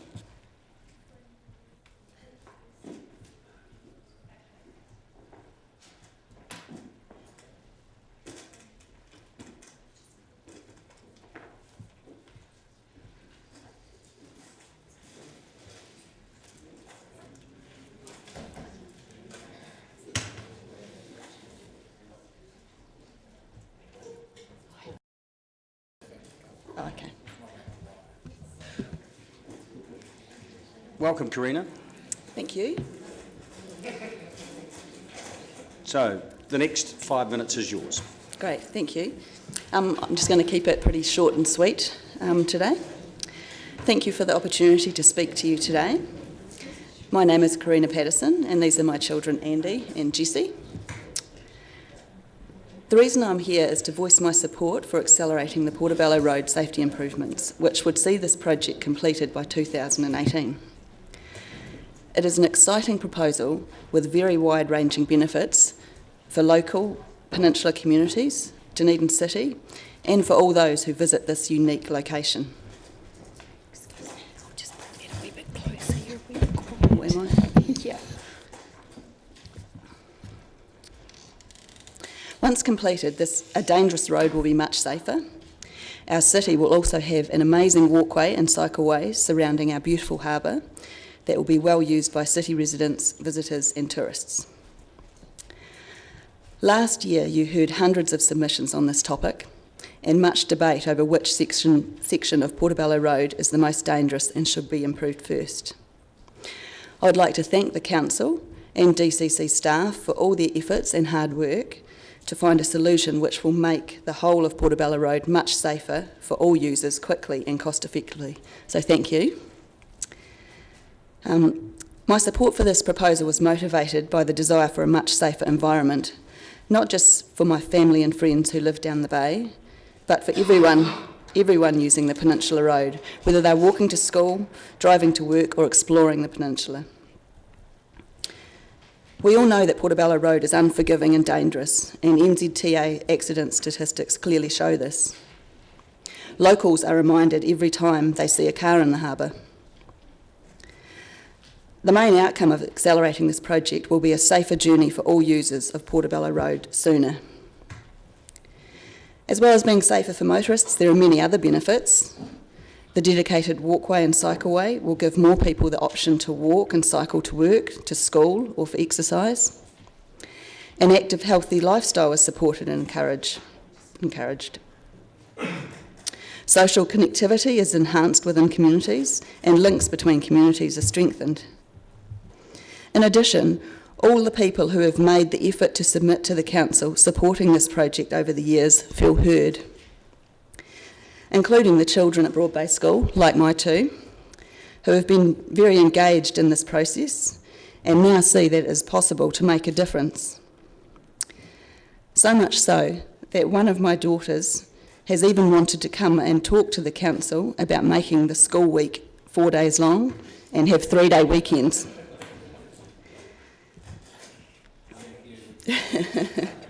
As long as we get it too. Clearly there are many benefits to the Council proposal to accelerate the Portobello Road safety project. First and foremost though, it's about safety improvements, and this proposal results in an additional 7 years of safety benefits. That's 7 years with fewer crashes, fewer injuries and reduced associated social costs. Our city is safer and we save money. It really is a no-brainer. Let's get on with it as soon as possible. Thank you. Thank you, Karina. Councillor Calvert. Could I ask one of your girls to answer a question? Sure, if they're happy to answer. Do you currently walk to school and you'd feel safer, or the change for you once it's there, would that be that you could go more on your own, or that you could walk somewhere where you're not currently able to walk? Or yeah, it'd make me feel safer.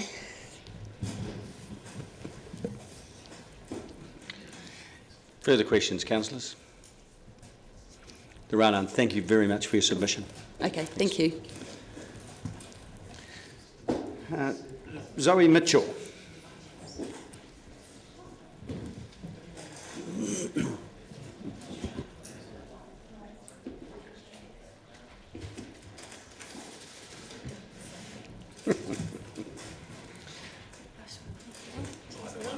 Thanks. Welcome, Zoe. Hi. The next 5 minutes is for you to use. It's only about a minute. Okay. Very brief, and basically just what she said. Yeah, I don't really have all that much to add because Karina's done it very thoroughly, as you just heard. I think you guys heard us all last year and were very passionate, and it was quite an emotive issue. And I think that was because of the level of concern people had and continue to have over the safety of the road. But it's also because of the unfortunate situation where people who ultimately all wanted the same thing, which was a safer, widened road, were kind of not pitted against each other, but they were debating why their area should be done first. And that was quite hard for a lot of us, I think, like for myself who, I'm very pro-cyclists and that kind of thing. It was, tricky. So basically I'm just here to say thank you. I feel like you guys have listened to us. And the outcome, if we do get the 3-year proposal that does happen, is just the best possible outcome, and quite, we're excited about it, but also it's a bit of a, a welcoming kind of result, really.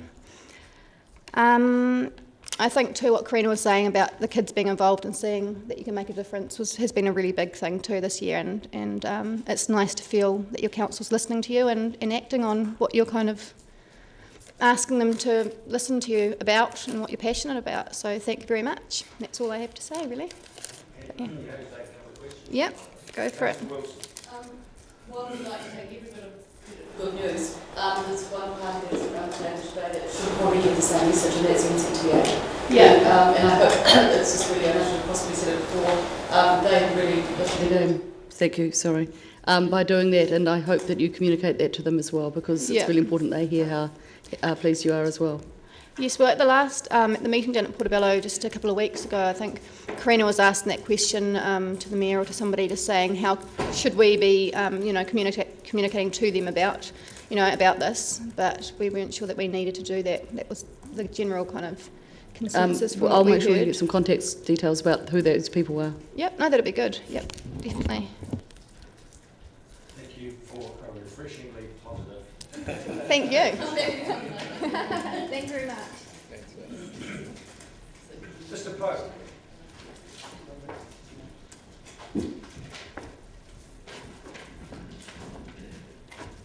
We're a bit early, councillors. We're missing our chairman. Thank you. So, death by PowerPoint this morning. There we go. LTP, there is LTP presentation, so there we go. So good morning, councillors. Just to add, to carry on for the positive, what are we doing here? Just to carry on from the positive submission you've just had, I'm going to give you a positive one as well. As I always do, as the Amenity Society always does. We're a positive organisation. So, Dunedin Town Belt Traverse. Now, we've had two of these, 2013, and we had one this year, 2013. It was our 125th anniversary. We did it as a free event, and we had about 550 people. We did it again this year, and we had 600. I guess really what I want to talk today about is just how we can progress some of the issues that revolve around that. And we had quite a very varied social media advertising campaign where we used quite different advertising techniques. And people actually said to me, I didn't actually associate that picture with the Town Belt or the Amenities Society, which I thought was actually quite a positive thing, to be honest. So, and we actually did quite a series of others, so from there. But let's just have a quick look at the historical context of the Town Belt in relation to the old part of the city. And you can see Otipoti, the Dunedin, the name of Dunedin, the Māori name for Dunedin, and the original shoreline and our landing site, 1848. And of course where Toitu flows up into the Town Belt to Jubilee Park. And I'll come back to that because this is actually quite important. So this is the Town Belt Traverse itself, the red line. This is actually a copy of a screenshot of an online interactive map that we have on our website. If you click on the icons on the map, it'll give you historic photos and information about that aspect or that area of the Town Belt. And also there's information about birds and plants and other things. You notice the gold line that runs basically from Toitu up McLagan and Serpentine Avenue to Jubilee Park. And this is actually the old route that miners took. They got off the boat at Rattray Street and then they spent their money in the brothels and bars and opium dens of McLagan Street and Serpentine Avenue. There were 41 pubs in McLagan Street. And then they headed for Tomlinson's Paddock, which is now today Jubilee Park, where they actually camped and recovered from their night out and then walked across over through Kaikrai. So the linkage between, and I guess something in the future, the linkage between Toitu and this historic route and the actual Toitu stream, and then later on our development of the Kaituna site actually fits in very well with the traverse. And I got told not to point this, so there we go. Oh, don't worry about the arrows, they're just telling you where things are really, but let's go to the next one. So some of the issues though with the Town Belt Traverse though has actually been the existing tracks and footpaths that are actually within the Town Belt itself. Some of them are in fairly rugged condition and also the issue around safer crossing points within the Traverse itself. Obviously the Town Belt is traversed by roads and also that makes it difficult and sometimes dangerous. And of course we marshal those areas during the Traverse with the thanks, and I hope you took notice of the article I sent to you about the great work that Task Force Green do to help us with that event. So let's just have a look at some of these sorts of issues. So here's Eglinton Road. You're coming out up from the Southern Cemetery. You've gone through passed through that area and you're walking up Eglinton Road and you've got this grass area, 135 metres. All we actually really need there is a basic gravel track. It's already got a curb and channel and really it would just add to that ability for people to get up and down that particular area. Come into Monticello, and again we've got an established track actually running down from Monticello over to Steep Street. The problem is it's slippery as a butcher's apron because, as I say, it's got no gravel, it's got no basic structure to it, and that's really, again, just one of those things that needs to be tidied up. And here's our chairman now, tardy but tidy. In your chairman's defence, can I say he's not late? Welcome, Robin. In Jubilee Park, there is an existing footpath running all the way through it, but again, some of the issues around potholes, some of the issues around just the general condition. I'll give credit to your contracting staff, and particularly Michael Tannock from the roading department. Michael did a great job for us for the Traverse. He got his contractors to take the leaves and slippery areas off the paths. He fixed all the broken barriers, he had them painted, and his contract staff also removed graffiti from some of the structures, and that was part of the roading thing. So bouquet to Michael for his work. But here comes one of the really difficult ones, and this is Queen's Drive to Braid Road. And the top picture you can see, that is really the edge of the footpath there in the middle one as well. And you can actually see where the cars are actually cutting over the edge of the road and the footpath. And it's actually a really dangerous little area. There's an existing gravel track, but it really just needs some basic maintenance and some basic structure to it to actually make it work. And you can see again in the middle picture in the bottom, again, cars cutting across through the track and making it narrow and difficult for people to get through. And a couple of little design issues as well.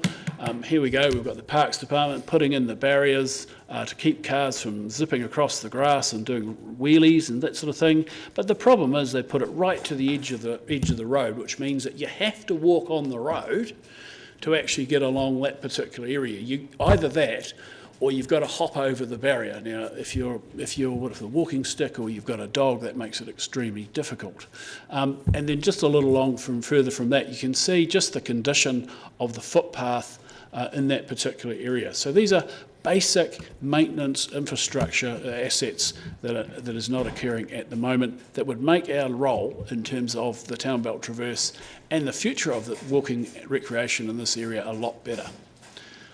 We get to Queen's Drive, and Council made a brilliant little footpath around to the back of Arthur Street School down. But you see in the middle picture on the left, they stopped all of a sudden, and then they put stones there. So you've got this nasty, muddy morass that actually means that you've got to then get off the asphalt footpath and walk on the road to actually continue on. So it would have actually been more useful if they'd taken the asphalt just that little further, about 30 metres, just to finish that area off, because this section of Queen's Drive is pretty quiet.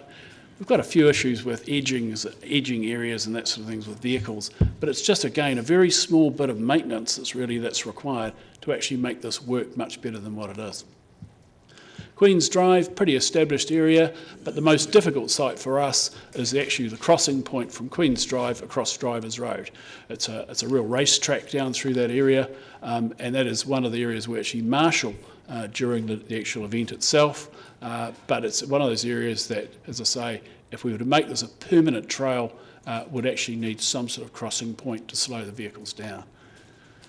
At Queen's Drive to Lachlan Ave, again, very narrow, very thin, and the issue is really basically getting people away from... It's a very low traffic area, so you feel relatively safe walking on the road, but I guess that's not the greatest thing in the world to do. And there is possibly some route changes that can be made to do that.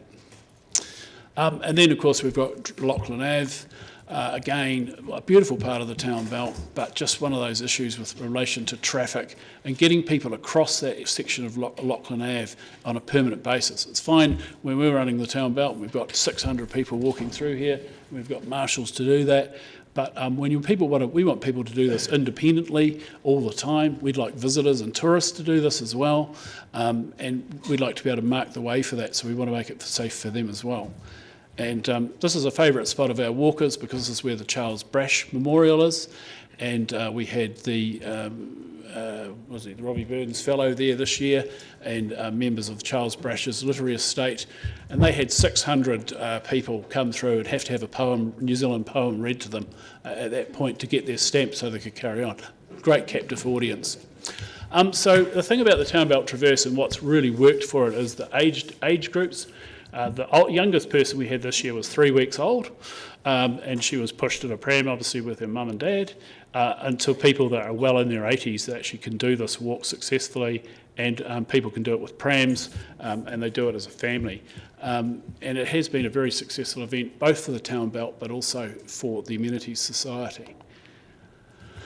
So just on a few other reserve matters, we have become concerned, I suppose, at some of the states of some of the reserve and recreational assets that we see around the city, litter, just general, the eyesore of some of these sites, the condition of some of the physical assets and those sorts of things are a real concern. And I suppose typically what the council, what the Amenities Society says every year is that we hope that there is not diminished funding for that. I think we're really at the leanest part of what we're at for that at the moment, of course, and it makes also makes it difficult for us, I suppose, in terms of trying to promote the Town Belt when we see issues around these sorts of issues there as well. So just a few photos from this year, and I say lots of interesting things. This year we actually had 10 signs that were undertaken by a sign maker for us, and they were historical signs throughout, and that gave us a precursor to what people could actually see and learn about the Town Belt. The thing that really got us all was the fact that so many people said to us, we never knew this was here. We didn't know this actually occurred in the Town Belt. We didn't know that Littlebourne was once called the Asylum Ground. We didn't know that the 70th Infantry camped out at Robin Hood Park to protect gold wagons coming into the city. And so there's this really strong desire, I think, amongst people to learn more about the heritage of their city. And the combination, I suppose, of conservation and heritage and recreation really works for the Town Belt, and particularly with its roots to, as I say, to the central city and the historic part of the city as well. And that's it from me. The only last thing I really wanted to talk about, really, which we raised again, was the issue of sycamores. I know that's been a hot topic. Look, you've got a management plan which clearly states that sycamores will be removed from the Town Belt, but you really do need to look at this issue about the urban landscape conservation areas. At the moment, mature sycamores in the Town Belt cannot be removed without a resource consent because of the rules of the district plan. So the RMA is actually sitting over top of the Reserves Act Management Plan, which is a sanctioned document by the Minister of Conservation. And this is a situation where it becomes a bit silly. We've got a management plan, we've got staff who want to get on and do the job, but in a way they're actually being held back by the district plan. And this is something, I suppose, that also affects other private landowners in relation to sycamore removal as well. And it's one of those things. It's a very simple thing to fix, and we hope that you'll do that in the 2GDP. Thanks. Questions, councillors? Councillor Wilson. I'm going to try and do this all as one question because Christine's is counting them up and I'm getting quite high. But the funding for footpaths or developments on reserves is often comes out of the maintenance of reserve budget. That's right. Whereas in our integrated traffic management, we're very clear that it's about active transport and having commuter walkways and cycleways. And often, and we like to have them off the roads. So I'm just wondering, is part of your submission really that we should be considering some of these parks as commuter routes? Oh, absolutely. And therefore funding out of that commuter budget, infrastructure budget, rather than out of reserves? If you look at the way that the council actually manages footpaths and roads in the Town Belt, everything that has asphalt on it is maintained by your roading department, right? And everything that doesn't is maintained by your parks department. And although the roads actually have no legal status as roads, they're still maintained like that. So Queen's Drive is maintained by your roading department. The footpaths and other things are maintained by your roading department.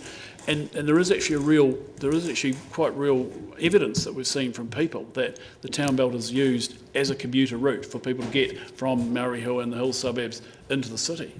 Okay. The other part of that is, that gives us an opportunity of taking it forward and looking at it differently.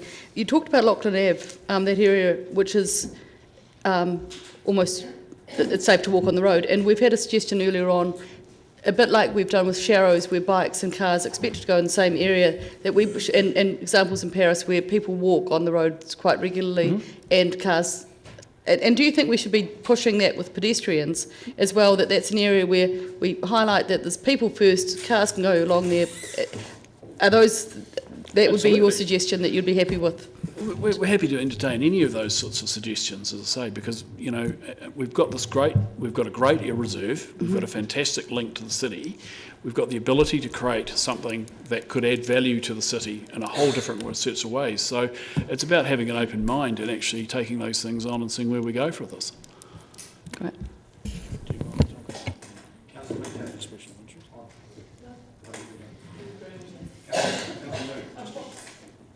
Just a quick question, Paul, with regards to those maintenance issues that you showed at the tail end of your presentation. I assume that they get logged into the system by whoever spots them. If your society, if part of your society or members of your society spot them, they log them in? After last year, we made pretty much the same submission last year, and we had a meeting with council in 2013. In 2008. We had a meeting with them in September with Roading and Parks.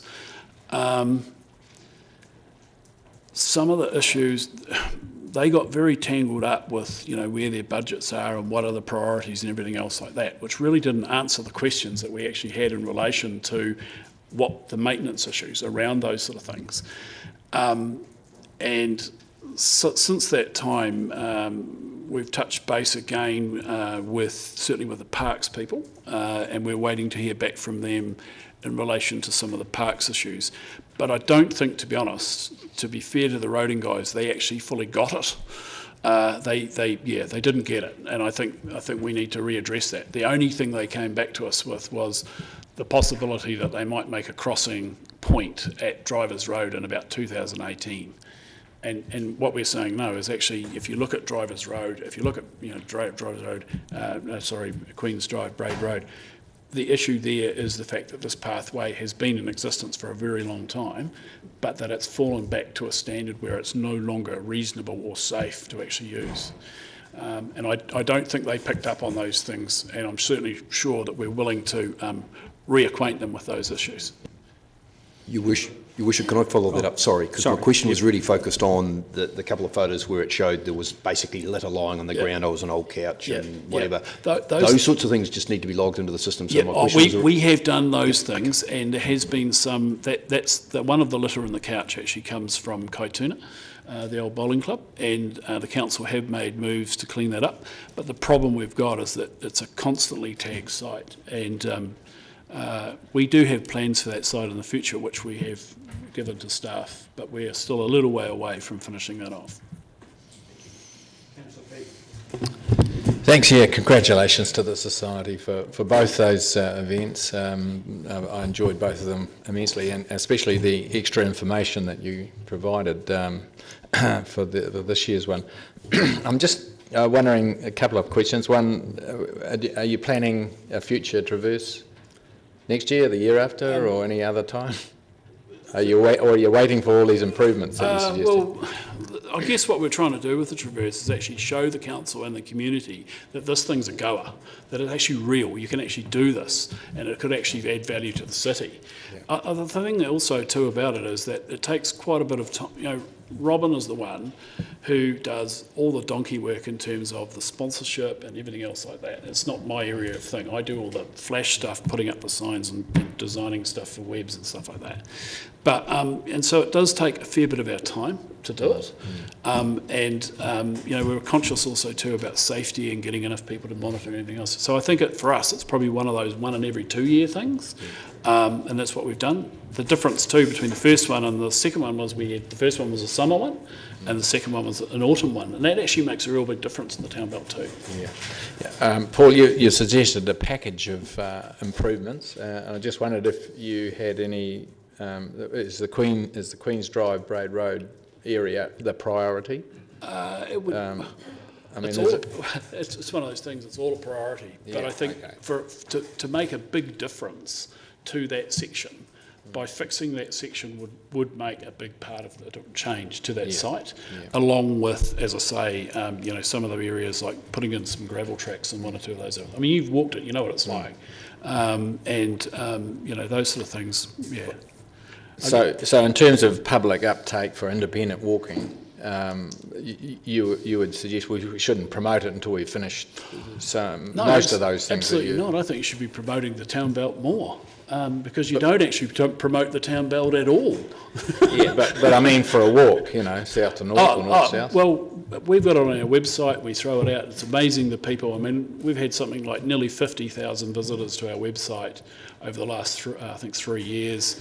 The numbers that are picking up on the Town Belt Traverse and the people that say, well, can't do it on the day, but I'm going to do it separately on my own, is amazing. So there is a real volume for that.